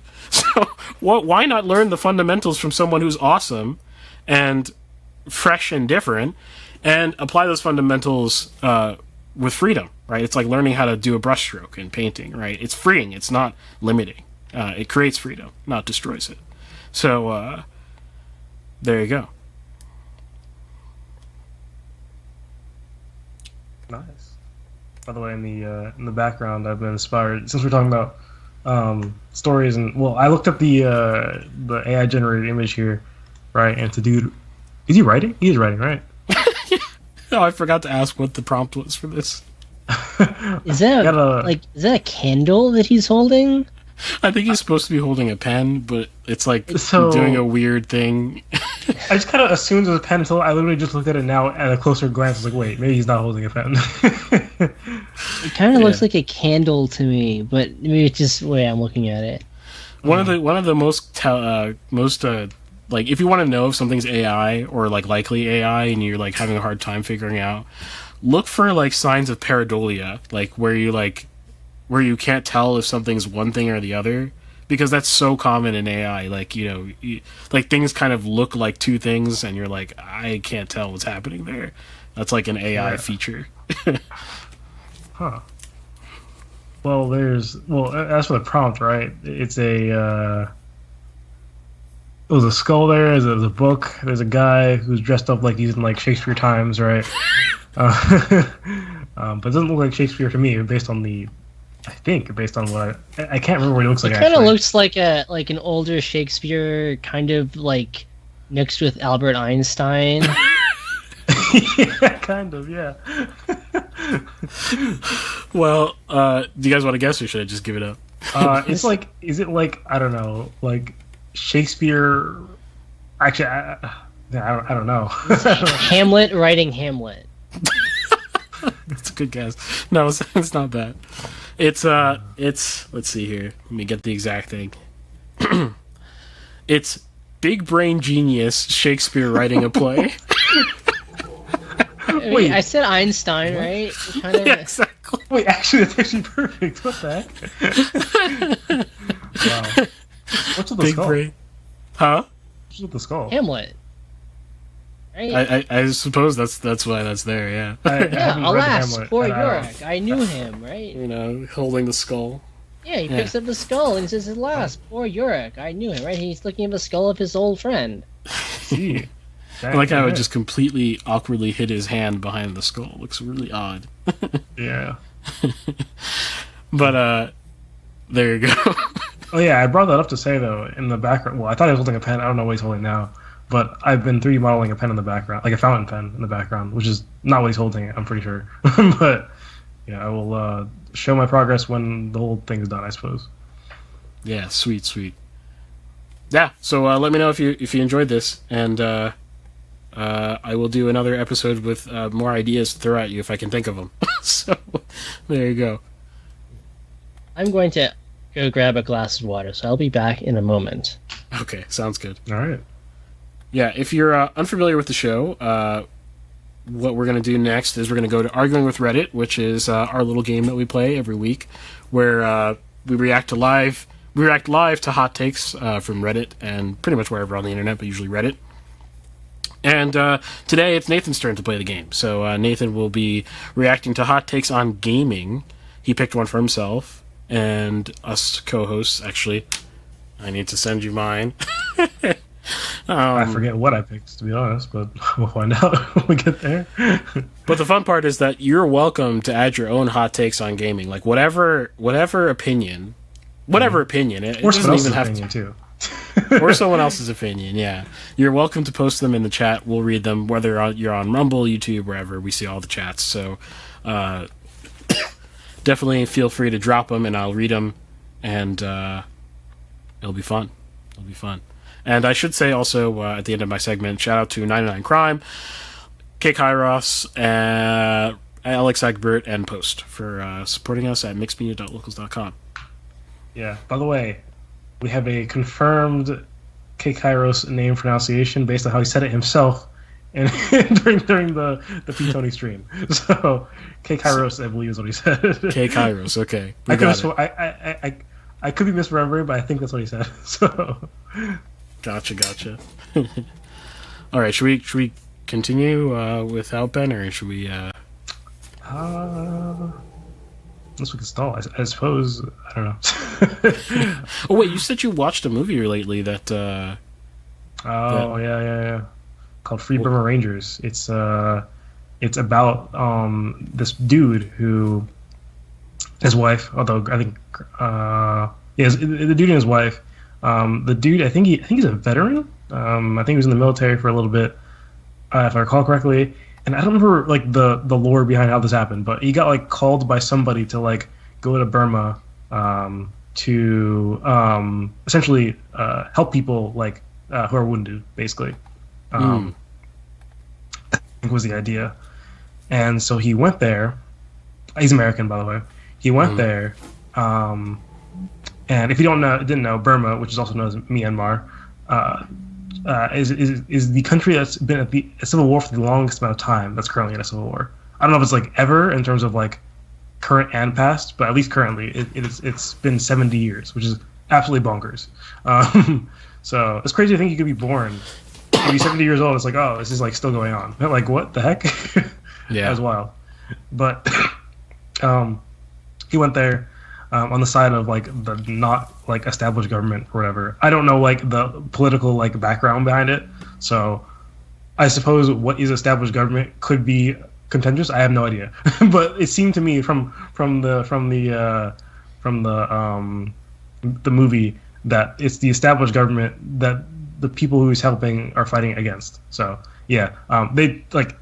Dude, like I'm not gonna describe like all the things that happen, but there are some like just horrific, events that happen, and it's I don't know, it's wild. But basically, let's say I don't have much sympathy for the government. That's what I'm gonna say, basically. And so he was out there helping some wounded people, and basically some Burmese people were like, oh, like I kind of want to do this too, you know what I'm saying? And so he created this. He was a ranger. He was an Army Ranger. So he created this group called the Free Burma Rangers. It's just him and mostly Burmese people who went and just so there aren't issued weapons, right? They train these people to be able to serve. But if I recall correctly, he said that they're not issued weapons, but they can acquire weapons for defensive purposes. Obviously, if you're in like literal, warfare in a war area where you're reviving. Oh my gosh, I'm such a gamer. You're not reviving people, probably. Typically, you are. You're healing the wounded, right? You probably might want to have a weapon on you or something, right? So, yeah, that's what they were doing. There were a lot of little, subplots, if you want to call them that. Some prominent characters that that recur and stuff like that. A big theme was his religion. He is Christian, and he talks a lot about that and how that gets him through the whole war. Some miracles that have happened potentially, and so essentially after a while, he was called by somebody, I forget who, from I believe Iraq. They're like, hey, we see what you're doing over there. We need help, basically. And so he decided, all right, let's go. So he brought some of the Burmese people with him, which is crazy to think about, that you leave your war-torn country to go help another war-torn country. And he went and he essentially did a similar thing there, although different. It seemed to me that there was less opportunity to train. It was definitely more competitive than Burma, right? As in, like, things seemed a lot more dangerous, especially because Iraq has a lot more modern technology than the Burmese army. So, like, he was saying that, like, he had never seen a tank before. He had never been on the side with the tank. Whereas, whatever side he was fighting on in the Iraq war, they had a tank. And he's like, oh, in Burma, like, they don't have those, but the enemy does, which is interesting. So yeah, he was doing a similar thing in Iraq. The crazy thing is he raised an entire family in Burma under those conditions. So his wife was there, and they had three children, I think, children there, and they were essentially they're Burmese, right? And they grew up in that country, which is, and they don't seem disturbed, you know what I'm saying, in the way you might expect. They seem quite like very like joyful despite their circumstance, right? But yeah, and then at the end it said that they also eventually went to Syria, but none of that has been recorded. So it's a documentary, yeah. right? It's a documentary, yes. Okay. absolutely wild. I decided I have to donate to the Free Burma Army. I was like, or Rangers. I was like, this is crazy. So I have like a monthly recurring donation thing. Gotcha. Cool. Yeah, what was it? Was it like the contents of the story that were so like, or was it like the way the story was told? Because I know you said, "Oh, I need to watch more movies," so I was curious. It is the content of the movie. I think you could have. I mean, yeah, I think you could have told this story in worse ways, and I still would have been like, "That's crazy." It's like simply what's happening is like, what the heck, Yeah. But yeah. Cool. I would recommend the movie to anyone, although there are specifically at the start scenes of quite graphic nature, so be wary.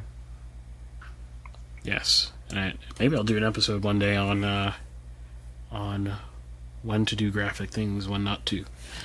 Also documentaries, if you are interested Oh in yeah, that. yeah. I don't. It's an interesting documentaries. I'm such a narrative person. I'm always stuck in my narrative bubble. Well, that'd be cool. Well, the narrative, right? It's just that you don't have a lot of control over the narrative. You have control over the way the narrative is told. Right. Most of the writing happens in the edit. Yeah. Cool. All right. Shall we go to Arguing with Reddit? Sounds good to me. And here we go. Mixed Media Gaming. Oh yeah, I have to introduce. I don't know why I thought it was not going to be me. Welcome to Mixed Media Gaming. A little bit of a false start there, or the opposite of a false start, I suppose. This is the gaming segment of the Mixed Media Podcast. Today we'll be doing Arguing with Reddit. So I'll be looking at some Reddit hot takes, see if I agree with them. Maybe I don't agree with them. We'll see. I will commentate on them. Two of them, I don't know what they'll be. The co-hosts have chosen them for me. One of them I've chosen myself, but I've forgotten what it is. So it might as well be the same sort of situation. Before we start, let's reintroduce ourselves. So my name is Nathan Nestor. I'm a 3D modeler and video game developer. And my name is Irving Nestor. I'm a filmmaker and media entrepreneur. I own a company called Ariella based out of Mount Carmel, Pennsylvania. Hi, my name is Ben Costello. I'm a flute player and media composer. Yeah, and once again, we have to give a shout out to our local supporters, Kairos, 909 Crime, Alex Giberto, and Post. If you'd like to support us as well, you can go to mixedmediapodcast.com, click on our locals link, and you can see all the perks you get, including our live whiteboard, which is like, it's such a state-of-the-art feature. It's crazy. It's like, no one's doing this. This is just a Mixed Media Podcast exclusive. It's pretty genious. You've never seen a podcast, live draw like this. You've never seen it. Never. Yeah, that's not a thing. If you're on audio only, I suppose you still never see it. Yeah. Sweet. So shall we go to the first one? Yep, sounds good. All right, so I'll pick this one. Nathan, you can do your own. Okay, what was my own? Let's see. I'm pulling it up. Here it is. It is from r/gamedev. Some people suggest making your Steam page early. Others say you should wait till you have the final look of the product worked out and a good trailer. Which is it? And then he, in the description, kind of briefly says like the pros and cons of each that he finds, right? It's like, if you have one earlier on, the con is that it's not going to reflect the final product. But he doesn't say the pro, but I suppose the pro that would be implied is kind of like, you can have that page up for a long amount of time. You can bring people to wish list your page and stuff like that, and so you have some Steam presence for some time. He says that you can update your Steam page with new images and videos over time as production gets near its end. And then of course, if you essentially the opposite way of you push it late when your game is almost done is just essentially the flipped pro con, right? So the pro is that, well, your Steam page is going to be there, it's going to look professional, right? It's going to be up to standards from the get-go. But the con is that people aren't going to be able to wish list your Steam page for a long time, or not be able to look it up and find it on Steam for a while until before it comes out. I'm throw a curveball here. I'm gonna say do neither. You should do both. Actually, is what I mean. It should look polished and it should come out early. You might be saying, well, if it's the end of the game cycle, right, when it looks polished, then how do I release it earlier before my game comes out? And there are kind of two methods, right? One, I have mixed feelings about. This is the AAA thing of like, well, the game isn't finished, but we have a ton of like, quote unquote, in-engine content, which doesn't mean in-game, but just like,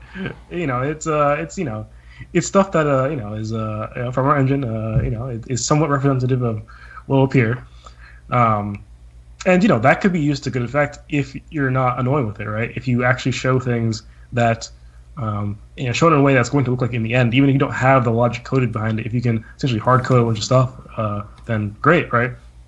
Or it could be like Watch Dogs, where like you have this trailer and like it's like, wow, this does not look like the game upon release. Don't do that. That is not good.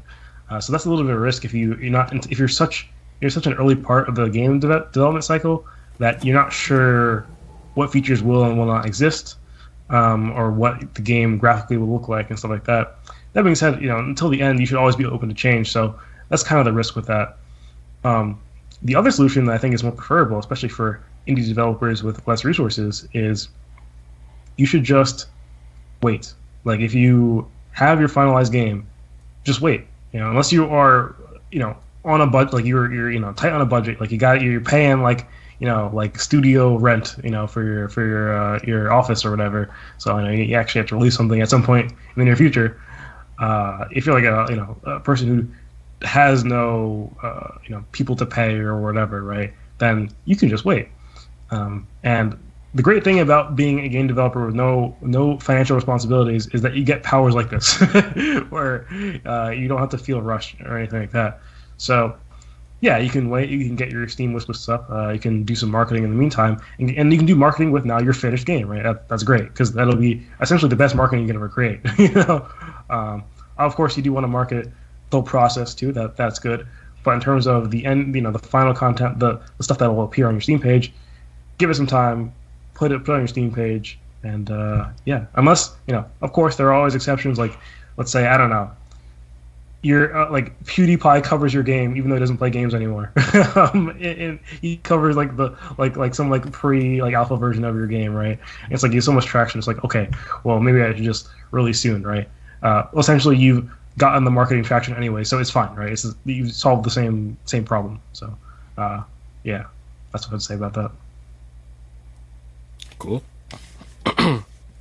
Sweet. So this next one from Ben, if you want to explain. Sure. So the title is First-Time Game Developers. Are we doing something wrong? Okay. So I'm just going to read this because I probably need to read the whole thing. So the question is, me and my friend are working on a 2D game, and we pretty much know how to do everything except make the game.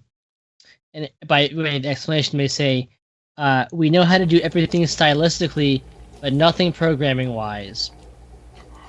We're learning Unity tutorials very slowly over weekends because time management is hard as high schoolers. When we have time and great ideas, we plan them out very far in advance. A lot of our current ideas we've come up with were made before Unity was even downloaded. And now we have made every level theme planned out with terrain included. Main character sprites are done, some music done with a bunch of stuff already planned, and I don't know if this will come to bite us in the future. Very proud of the work so far, but I feel we may be focusing on style too much. And they say, as by way of an edit, that they appreciate people telling them they should learn C#. Okay. Yeah, it's kind of a lot here. So that is pretty okay. It's pretty great that there is that much stuff that's been worked on. But yeah, so it's funny. I thought it was funny. It was, and we pretty much know how to do everything except make the game. And I was thinking, like, what does that mean, right? What isn't the entire thing making the game? What is everything except everything, right? And then the person elaborated and said that it's all like the stylistic stuff, all the art, just no coding. Which I thought was funny. The coding is what is considered making the game, and not like they already designed like levels, I think, too, right? I said I would assume that's probably the most making the game thing in my brain. But anyways, yeah, no, I mean, obviously, coding is it's a good thing to do at some point. I would probably recommend, not recommend, make an entire game before you start coding anything, because well, you don't know the systems that are in place that will use your artwork, right? So, for example, does this person know what a sprite sheet is? I don't know, right? That's how you might, depending on how you want to do animations. Is this person said it's a 2D game? You might do that, or you might do. It might have a rigged character with like bones and joints and stuff like that. That just deforms the mesh. Depends on how they want to do that, and that's something that you're going to figure out when you're actually in engine and you're testing things out, and you're like, oh, okay, so this is how that works. These are the pros and cons of that. So, yeah, I mean, there's definitely a lot of, like, the art and the programming, obviously, in a big sense, they're decoupled, right? You can do these things separately, but there is the part where you have to actually take the art and put it in the engine and make it all work, right? So, that's definitely something to be considered. It's kind of like, I don't know, maybe if you were shooting a movie or something and, you're like, oh, well, I kind of want this, like, scene, we could VFX this part, and you don't even consider, like, what it would take to VFX that part, right? It's like you can have the idea and you can have everything around it, but once you try to put it together, can you actually do it? I don't know, it's great that if you're really talented in art, or I suppose they didn't say they're talented, but if you can do art, and you already got all that down, but for sure, I would not go planning out large things because, of course, as the common wisdom goes, that is common because it's good probably. So you want to start small with projects, so you probably wouldn't want to put all your eggs in one basket here with a ton of art, and then like, well, okay, let's program this thing, and the thing you're programming is not small enough, right? You should be programming something really small. Program tic-tac-toe as your first thing or something. I don't know, right? Maybe something larger. That's fine, I suppose. But yeah, Pong. Pong, sure, yeah, code Pong, yeah, that'll give you, a nice sense of physics, some primitive physics, that's good. And yeah, and is there anything? Weekends, time management. I think I've answered everything. Right? I covered everything. Just because they mentioned music specifically, how do you feel about having music for the game already done, essentially, but you don't even know how to like begin coding, programming the game? So music is relatively simple typically for indie developers, and that it'll typically just be what I mean, sure, and it's like, take tracking, you just play the track, and it's a very simple thing, and then you can loop it, or you can play some other, you can have a playlist essentially that loops through a set of tracks or whatever it is, right? And those tracks change in different areas or whatever it is, right? Or in different situations. It can get more complicated if you want to have dynamic sort of music where it's like layers come in and out, and it's like, oh my goodness, that sounds awful in terms of planning and stuff like that. So I've actually never even attempted that. But yeah, music. Kihara says, warning: strong feelings. Music is relatively simple if you decide not to care. Exactly. Yeah. Music effort scales positively with amount of care, for sure. Right, yeah. So once you start the layering process, it gets very complicated very fast. But yeah, I mean, if it really is as simple as like, oh, it's just like a loop, it's like, okay, there is not really much to think about here for the most part, right? Yeah, honestly, the most complicated things at the basic level of just like fading in and fading out music, nothing too complicated, I suppose. If you want like a situational jingle to play, maybe like you do an action, little jingle plays, the music fades out, jingle plays, music fades back in. I've done that before. Like the first time I do it, it's like, oh, that was actually harder than expected. And then you do it again, it's like, oh, that's very simple. No, So no, yeah, I think music is okay to come earlier, but for sure, you don't want to make like a whole like soundtrack and then it's like, let's start coding, right? If you don't have like a dedicated composer, if you're also the programmer, right? You need to learn how to program. So you probably want to split up your time like that. Cool. This next one is from me, and I don't remember what it was. Let me pull it up. Nice. Oh yeah, it was more like a news thing, and then get your take on it. So it says, Bethesda released paid modding for Skyrim 12 years after the game was released, 9 years after the last failed paid modding attempt. and there's a link. I don't know if you want me to open it, but I can open it and see if it's worth anything. I'm not actually aware of the 9-year-old other failed paid modding attempt.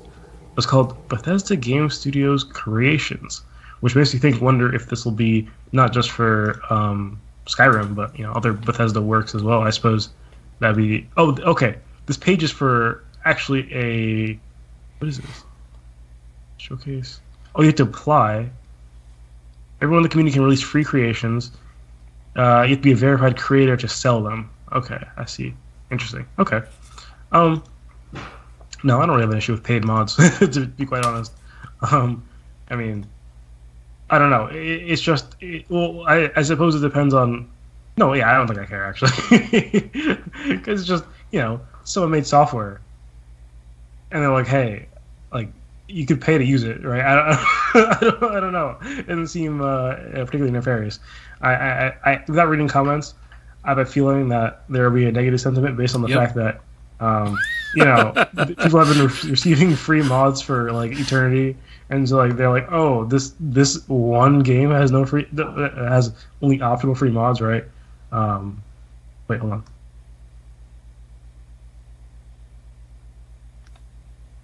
Okay, so I thought someone was at my door. Okay. Sorry. Yeah, this one game has optionally free mods, or you can pay them. They're like, no way. I can't believe this. I don't know. I don't think I care. To be quite honest, I think it's just, like, in my sense, in my brain, right?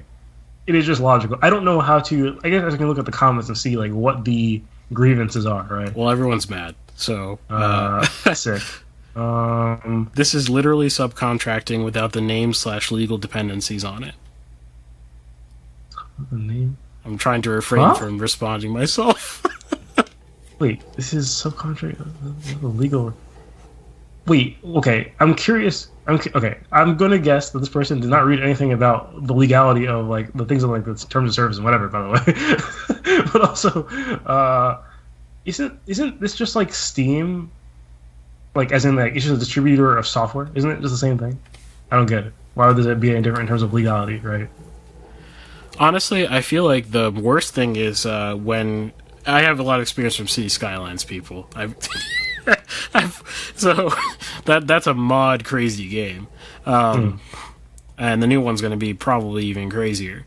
I think that it's actually kind of abusive not to allow people to sell their mods.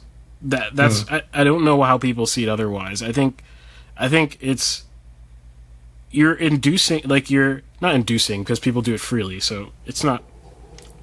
I guess it's quasi-abusive in some sense. I don't know.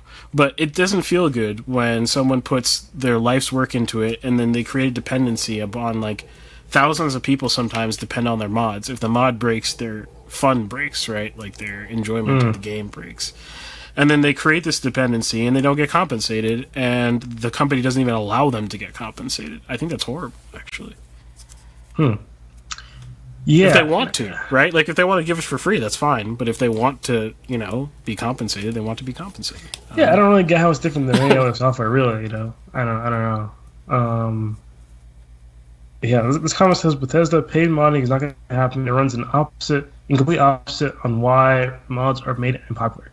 Certainly, it is opposite to why mods are popular, I suppose. Mods are free, so it's like, oh, that's a boosting thing for it to be popular. That's not the only reason, obviously. The fact that you can modify a game is already is pretty good. That's definitely part of the reason it's popular. But I don't know why that'd be opposite to why mods are made. They're made to be I think more free. mods would be made and better. Because there might be an incentive. I mean, on City Skylines, the way that people got around, because people get around it anyway, is that people have had Patreons where they would get access to early stuff, early mods and whatever.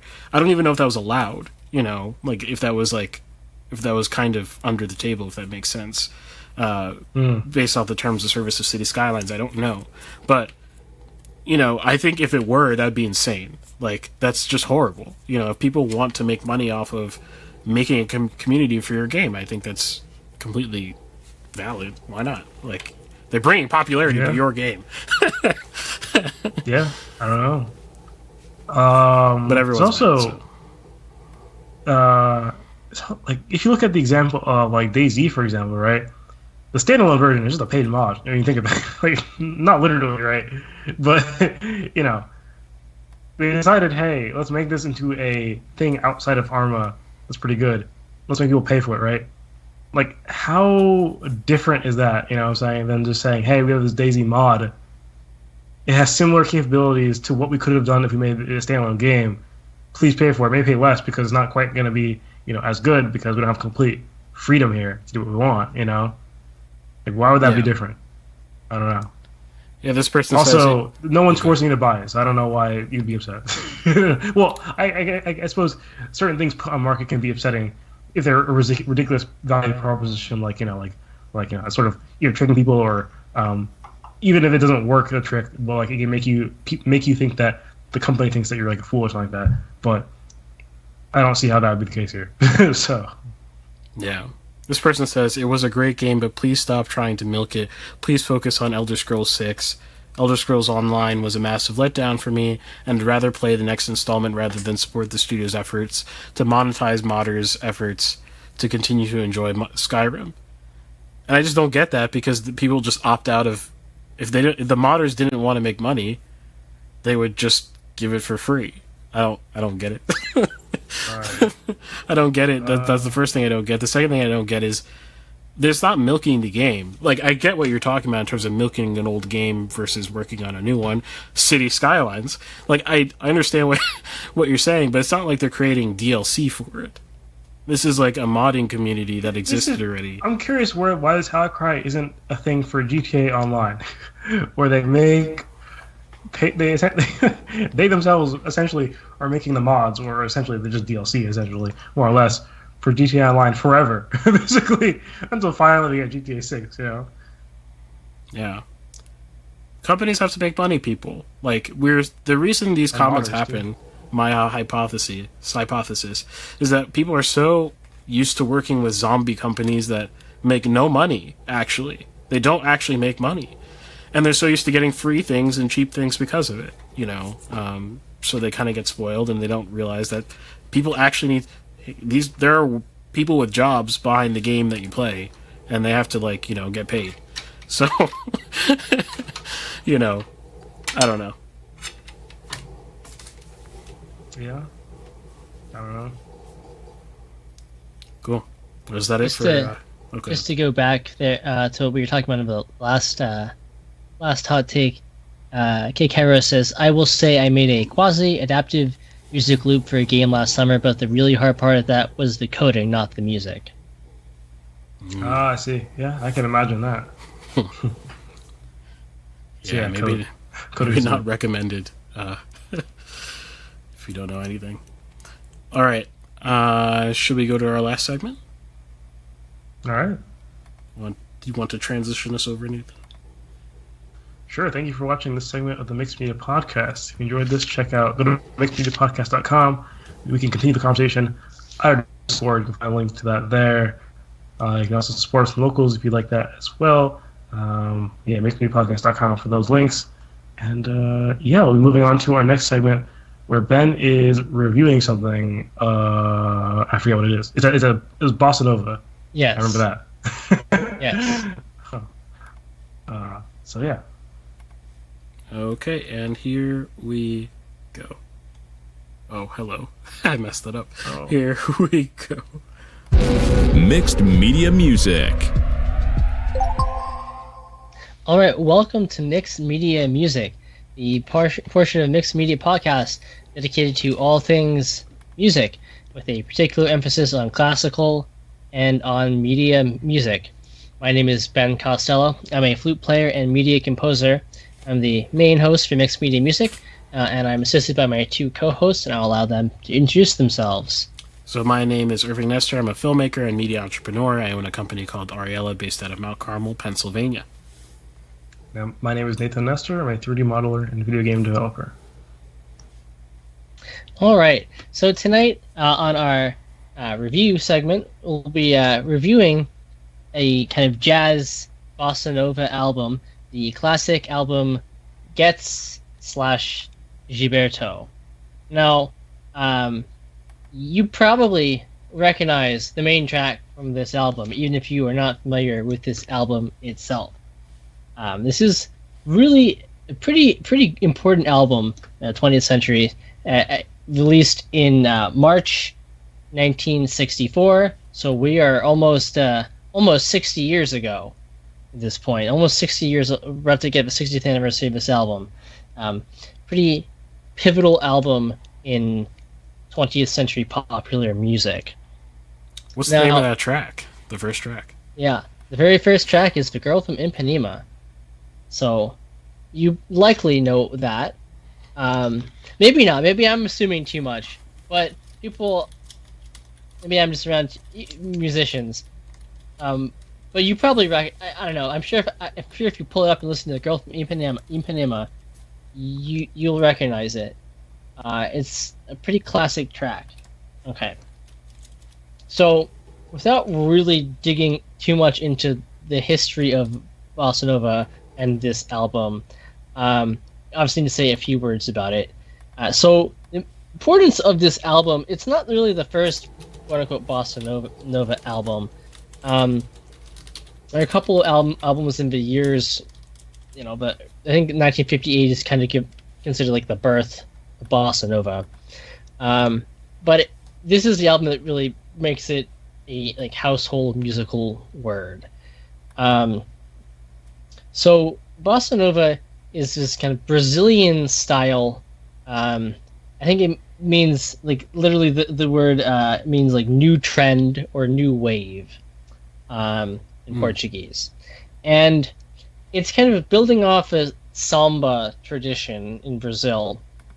But with a new kind of rhythmic emphasis, new sorts of rhythms, it's a particular classic bossa nova rhythm. And it also is using some really complicated and dense chords. So more chordal harmonic complexity, a little bit closer to jazz in this era, American jazz. Not stylistically, but at least harmonically. And some of the reasons for the real popularity of bossa nova, and this is the period, I think we talked a little bit about this in recent weeks. We're kind of coming out of, or I suppose we're kind of in the middle of, sort of, I said the middle to the tail end of the bebop era, right? Really fast driving jazz, harmonically complex, very virtuosic, but not very melodic.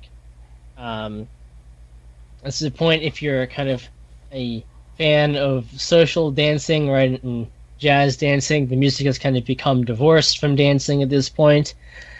We get people like Charlie Parker as kind of, big icons of the bebop era. But bebop is kind of getting old almost at this point. And it is no longer what is, kind of capturing mainstream popular music attention, because 1964, right? At this point, we're well into the rise of rock and roll. The Beatles have already arrived in America, right? So jazz has really started declining in popularity at this point. And wait, sorry, I'm confused. Is this by Frank Sinatra? No, although he does record "The Girl from Ipanema," but that is not the first recording you should listen to. Oh, whoops! That's the one I put up. Yeah, I was looking at the one he posted. That is not the one. No, you need to listen to the version from this album first. Oh man, okay. Let me rectify that. Yeah. You can listen to Frank Sinatra once you've actually heard the real thing. Okay. So, all right. So basically, in a kind of condensed version of what happens, this new Brazilian trend, right? Bossa nova, and some American jazz musicians kind of find what's going on in Brazil, and they become very interested in it, and they start kind of combining it a little bit with American jazz, and well, this is the album. It's not the first album. The popularity is already starting in 1962, 1963, and then this album comes out, and it's kind of a collaboration. So Stan Getz is the American tenor saxophone player, big proponent of this kind of music. Giberto is our he does all the singing except for 2 tracks where he also sings with his wife. Well, I guess technically they were married at the time, Astrid, who just died a few months ago, actually. So Giberto is playing guitar, doing some singing. His wife, who then very shortly after this separates and remarries somebody else. Whole bunch of marital problems going on in the creation of this album. But so let's get into Giberto. Almost every track, I think except for one, is composed, or at least or partially composed. I think composed with lyrics by somebody else, by the pianist Jobim, and we also have, I try to remember what the name of the bass player is. The bass player on this album is actually really fantastic. His name is Sebastião Nieto. I'm probably not pronouncing that entirely correctly. And with drums by guy named Milton Banana. Okay, so I believe these are all Brazilian musicians except for Stan Getz. But we have Antonio Jobim is kind of one of the fathers of bossa nova, right? One of the people who really founds this in 1958, so to speak. Okay. So this album, kind of some of its importance in the popular music scene. So in 1965 Grammys, it wins both. So it wins Album of the Year, Best Engineered Record, Non-Classical, Best Jazz Instrumental Album, Individual or Group. And the Song of Girl from Ipanema is also wins Record of the Year. So apparently, so this is actually the first jazz record to win Album of the Year at the Grammys. And it is also, there's only one other jazz album that's ever won that. It is also the first non-American album to win that. So this is a pretty big deal, especially given that this is, again, height of like Beatles popularity. And this is, you could still have a jazz hit of this relatively completely new genre. And again, this is still in the days before like the next really big jazz album, which is Kind of Blue, which is kind of the response, the non-Latin jazz response to bebop, right? But cool jazz, laid back kind of style. So, yeah, Latin influence, right? The Brazilian influence becomes really important.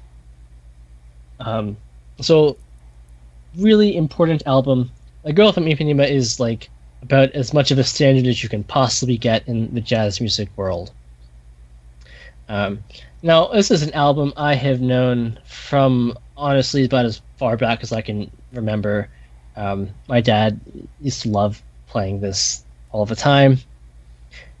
And, yeah, it's an album to, at least in my experience, pretty much everyone I know has pretty strong feelings about it. I've never really heard any negative opinions about this album either. You may not necessarily think it's like the greatest thing ever, but I've never really heard anybody say anything negative about it.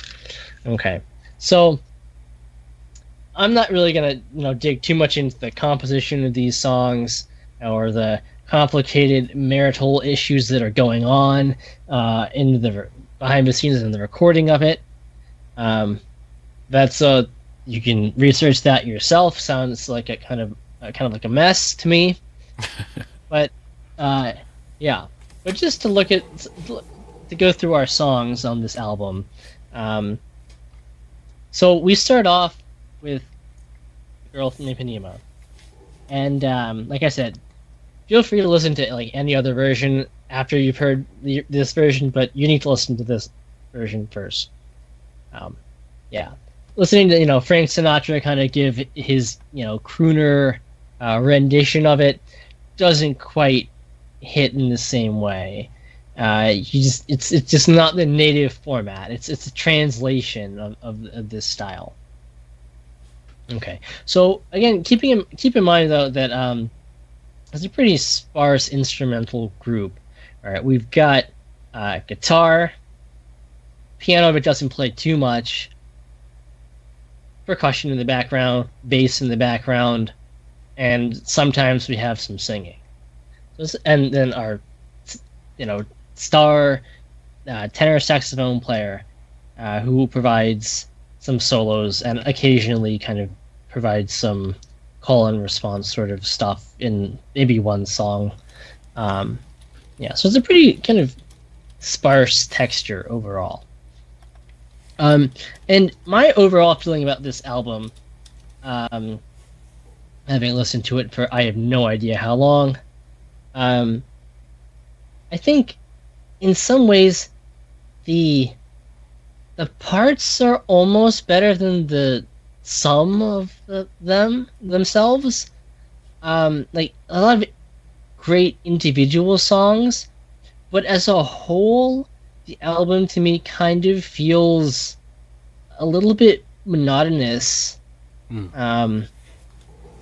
Every song kind of blends together a little bit.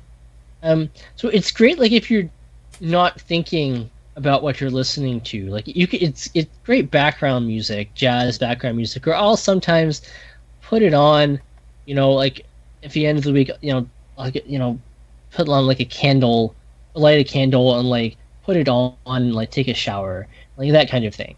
Okay, it's like relaxing if you don't want to think too much about it. But I think the individual songs are often better than that kind of just like relaxing, nice background music that it becomes, at least in my opinion, in its totality. So that might be a somewhat controversial take. I don't know. If you disagree with me, please do let me know in the comments on our Discord. You can find the link to our Discord, mixedmediapodcast.com.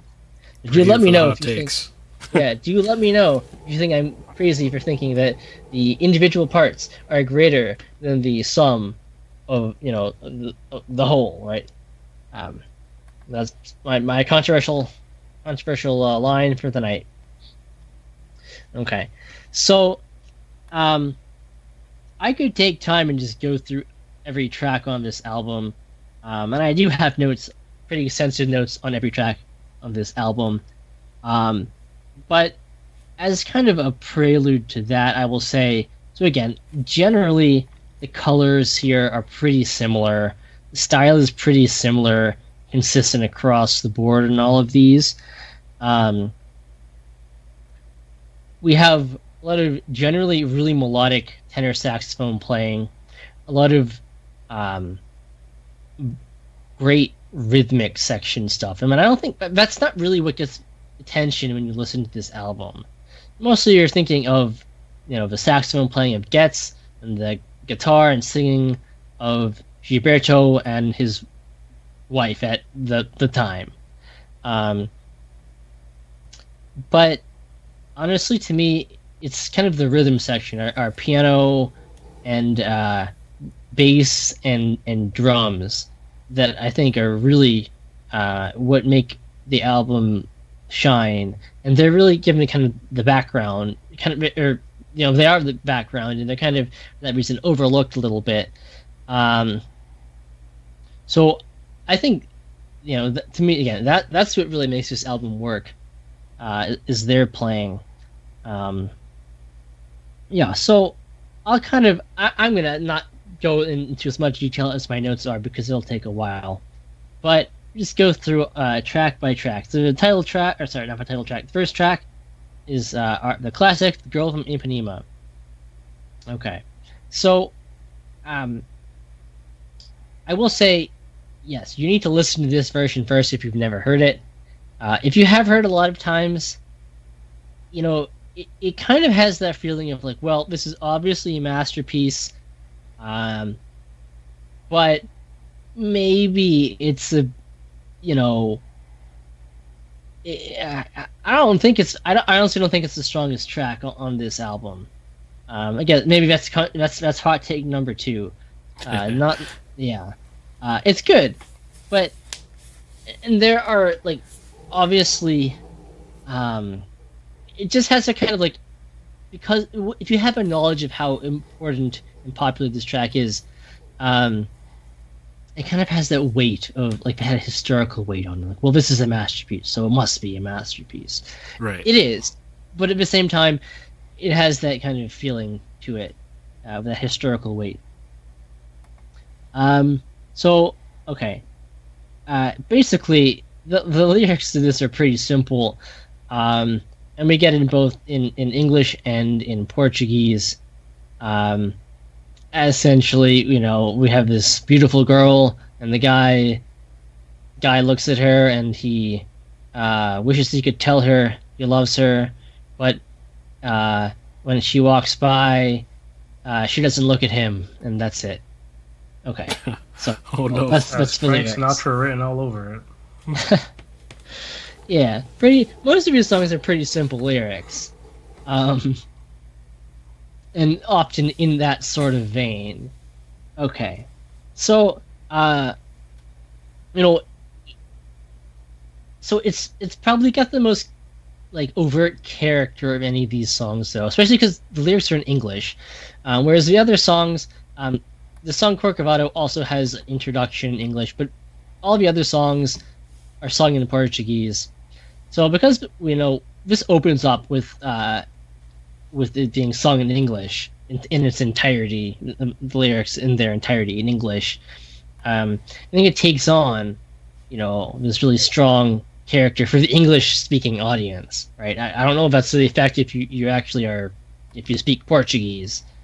I don't know if you get the same effect, but to me, and probably to most people, it has that, again, also that historical weight. So it has this defined character, right?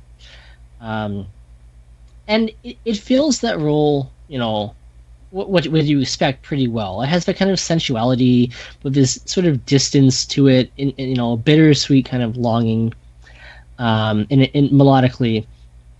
I think in particularly, Giberto's singing in Portuguese works really perfectly for what that kind of mood of our main character, who girl walks by and doesn't look at him. Honestly, Astrid's singing in English, it's good, but she wasn't a vocalist. She just kind of, my understanding is, she just happened to kind of be, at the studio, and there are all sorts of kind of, again, marital complications for why that might have been the case, but she happened to speak English. She had no training as a singer, and so I guess she somehow just kind of got roped into singing this, and becoming kind of a mini star in her own right, and launching her career just from singing this.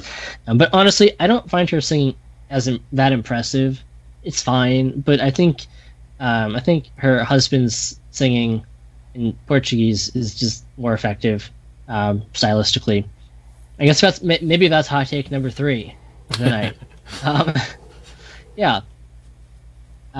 We gotta find r/bossa nova. Yeah, so tenor saxophone solo, pretty good classic solo, but not that remarkable. The piano, when it gets its solo, it just really plays the melody, but kind of adds some really dense chords to it. I like that personally. And then at the end, we get Astrid singing again, with this time Getz and saxophone kind of interweaving with what she's doing, and that's nice. Yeah, maybe it's a little bit too focused on the melody, all the playing, but because it's such a strong melody and such a strong character, it's kind of hard to avoid that. Okay. You will not spend as much time on all the other tracks, so I don't want to keep you forever. So track number 2 is Doralice. Oh, I guess there's a little bit of English in this too. But I think think the only English lyric is just "Doralice, you're making me dizzy," and then it's kind of, I think, then it kind of just goes into Portuguese. Yeah. Okay. So I don't know. It's something about this girl named Doralice. I'm not sure there's really much content to this. There's a lot more, upbeat of a song than The Girl from Ipanema. It's kind of fun. I particularly enjoy this track. Yeah. No, I think it's a really good example of I don't want to say this. I mean, this is hot take number 4. Stan Getz's playing works on, to me, like his tone. It doesn't always work. So, like on this track, interesting. We have really close miking, and so you can really hear everything he does, for better or worse. So you hear like him cracking notes. You hear him even just slightly, right? You hear literally like I'm pretty sure what you're hearing is him like lifting his mouth, taking his mouth out of, moving the mouthpiece from his mouth, his saxophone, particularly on this track. And now he's maybe being a little bit dramatic about how he does it, but you can hear this. And it doesn't always work on all of these songs, but I think it does. Kind of the cracked notes and the kind of popping, pulling the mouthpiece out of his mouth, I think actually does add the right character to this song. So yeah, maybe the song that most plays to Stan Getz's strengths as a tenor saxophone player. My personal favorite track is the third track. It's called Pra Machucar Meu Coração. It's kind of a song about lost love. What I really like about it is I just find the melody really pretty, and it's probably the best melody on this album, and it has some really beautiful chord changes in there. I really love Jobim's piano comping, which is kind of a jazz term. Just kind of filling things in, I'll punctuate with a chord here, I'll play the chord here. It's very tasteful in this song in particular. Yeah, and so to me, it's just a combination of melody and harmony that work really well, and then with that really tasteful comping.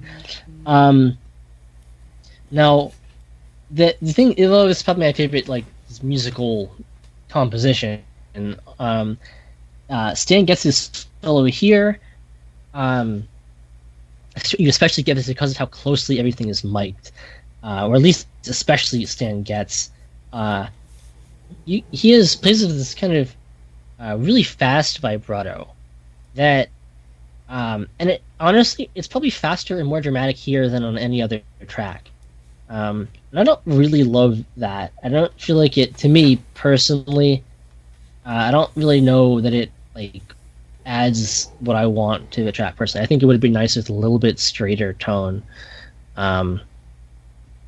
Maybe I'm just being too picky, but I'm also sometimes I feel like with these reviews, I'm the nicest out of everyone on this podcast sometimes. So I need to be a little harsher. But honestly, my favorite track anyway. I don't necessarily love exactly the way, the tone kind of quality, the vibrato that Getz plays on this track with. Now, Desafinado is also probably the second biggest track. Another jazz standard, means slightly out of tune, and it's kind of a commentary on this style, bossa nova. And it's I think a guy singing to his girl he's interested in. He's like, you think I'm playing really poorly and out of tune, but I'm just playing bossa nova, and you just haven't heard these kind of cool harmonic sounds and rhythms yet. Okay, that's kind of a meta commentary on the style itself. Now, in terms of compositional skill by Jobim, masterpiece of taking this kind of this concept and applying these really odd chords, even odder chord changes than are in the rest of these songs, but making them work. And I remember I saw somewhere on Instagram a little while ago, somebody like trying playing the same melody, the melody of the song, but like with standard chord progression, and it sounds awful, right? Like, so it just the match of melody to these kind of odd chords is really, really kind of genius. So masterful composition. A little bit more rhythmic, right? You really feel the kind of rhythm that that drives bossa nova. A lot of tempo and motion. I think it's good here that we have less vibrato from Stan Getz in his solo. And, in this and in a lot of the following tracks, we really see Getz, in my opinion, playing with, his soloing melodically, which is going to be opposite of what we get in bebop. It's more closer to earlier jazz, especially swing jazz, like Louis Armstrong. Thinking about kind of either just playing with an existing melody or kind of playing your own sort of melody and like creating your own structure while improvising. So he does a really good job with that, although I think he does even better in some of his other tracks. But Josefina, also a classic and jazz standard. We have a song Corcovado.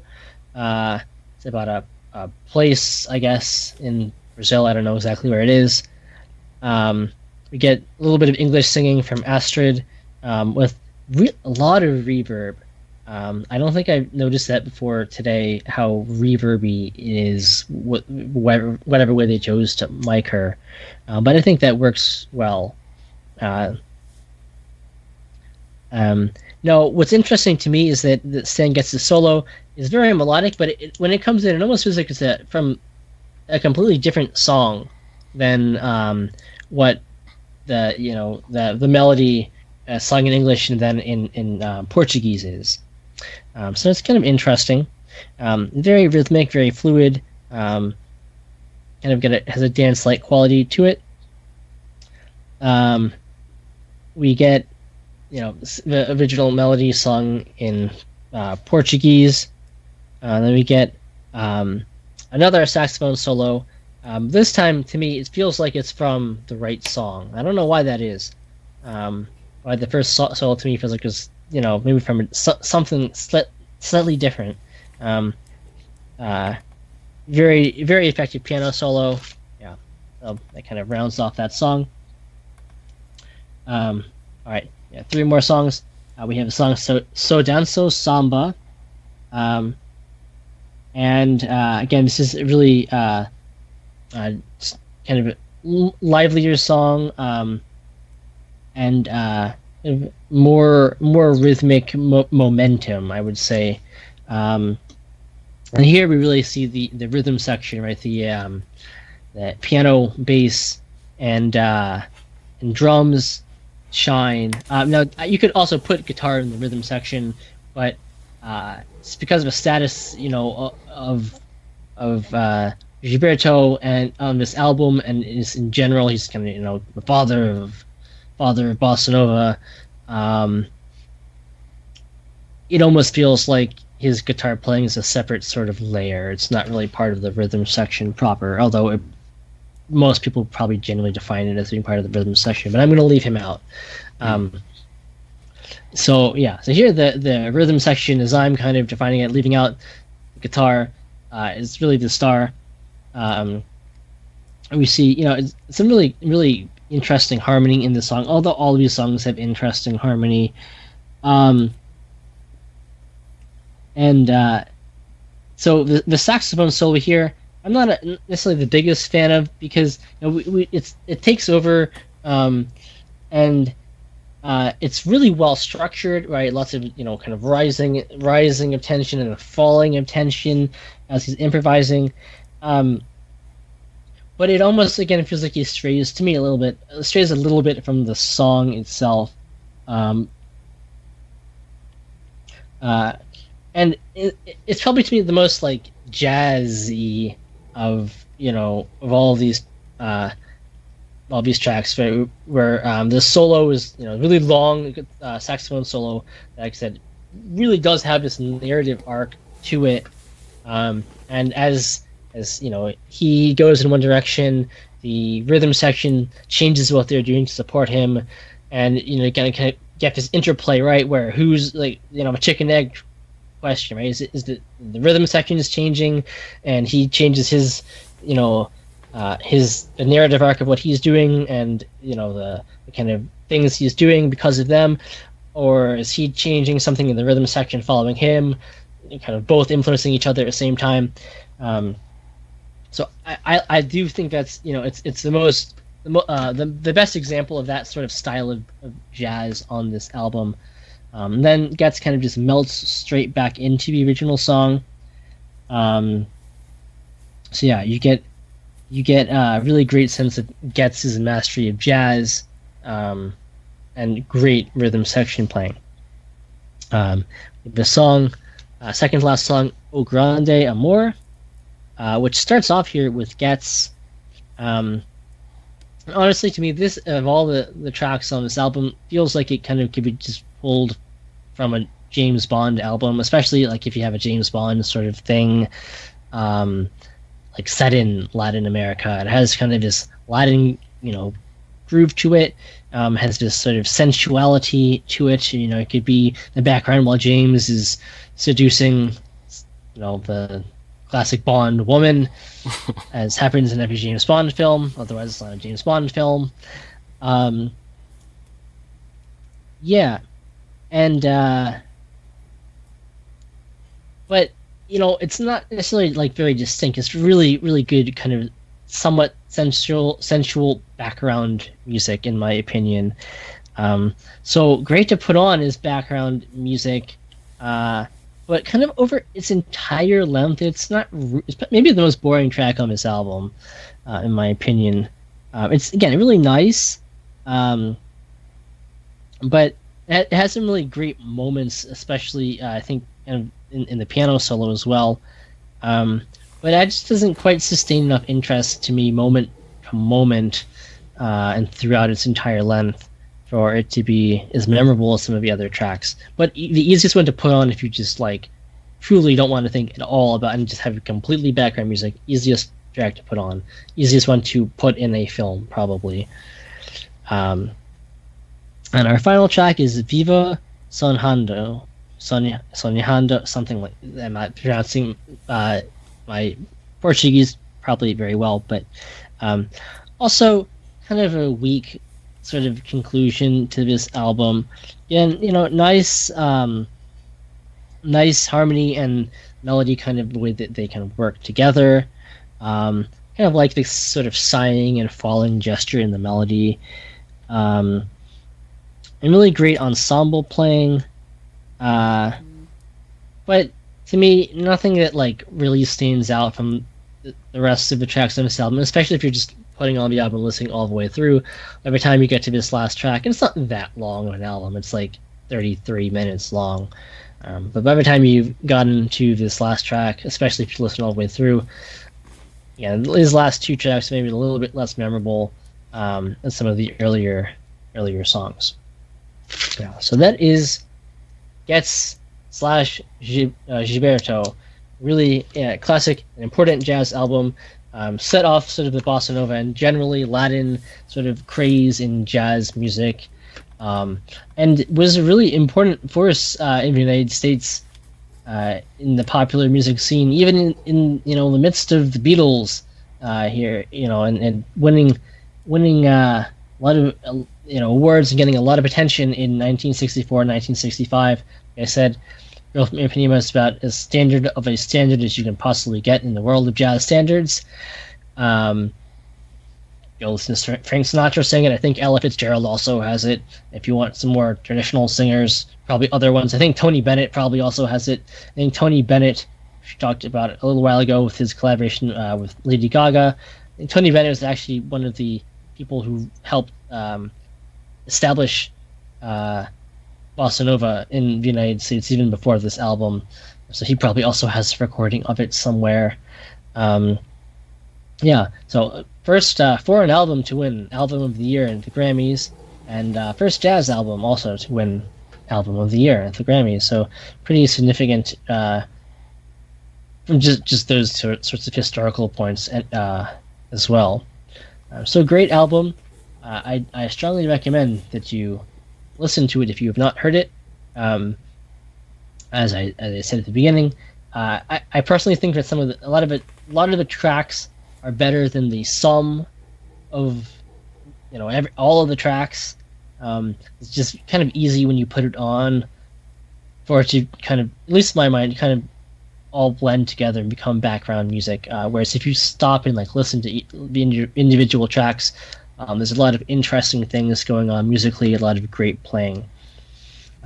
Interesting recording, very close mics, reverby vocals. So interesting from an audio recording point of view as well.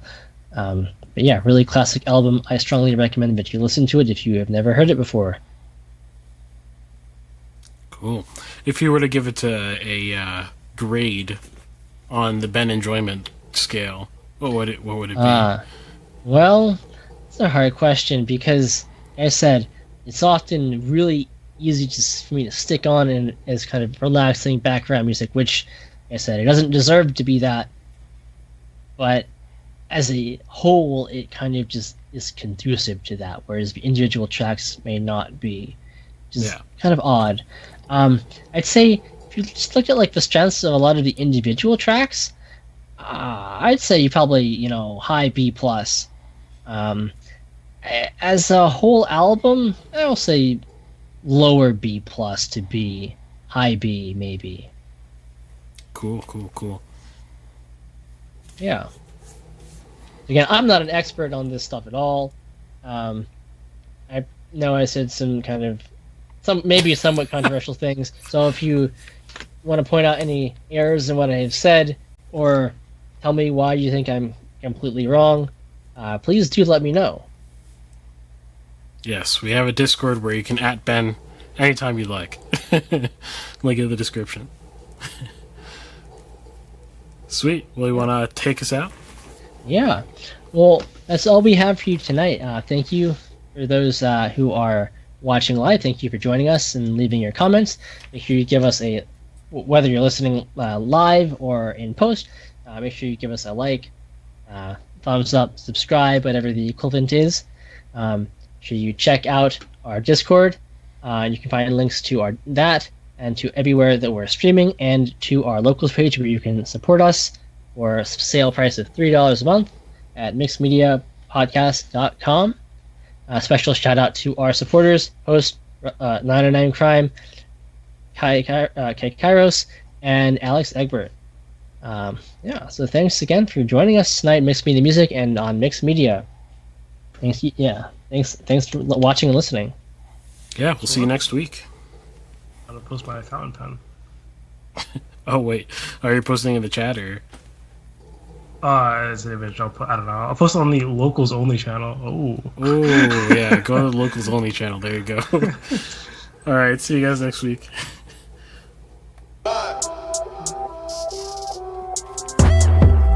Look, tell a man no trouble. I don't want beef, man. I just want vibes. Big man like me, no need for the telephone hype. I got too much getting online. One rule, then dead I'm on site. Wrong move, I bet they gon' ride. No need for the telephone hype, nah. No need for the snoozing. Big whip outside, I'm cruising. Big stick inside, no losing. Better watch out for the snake and Judas is.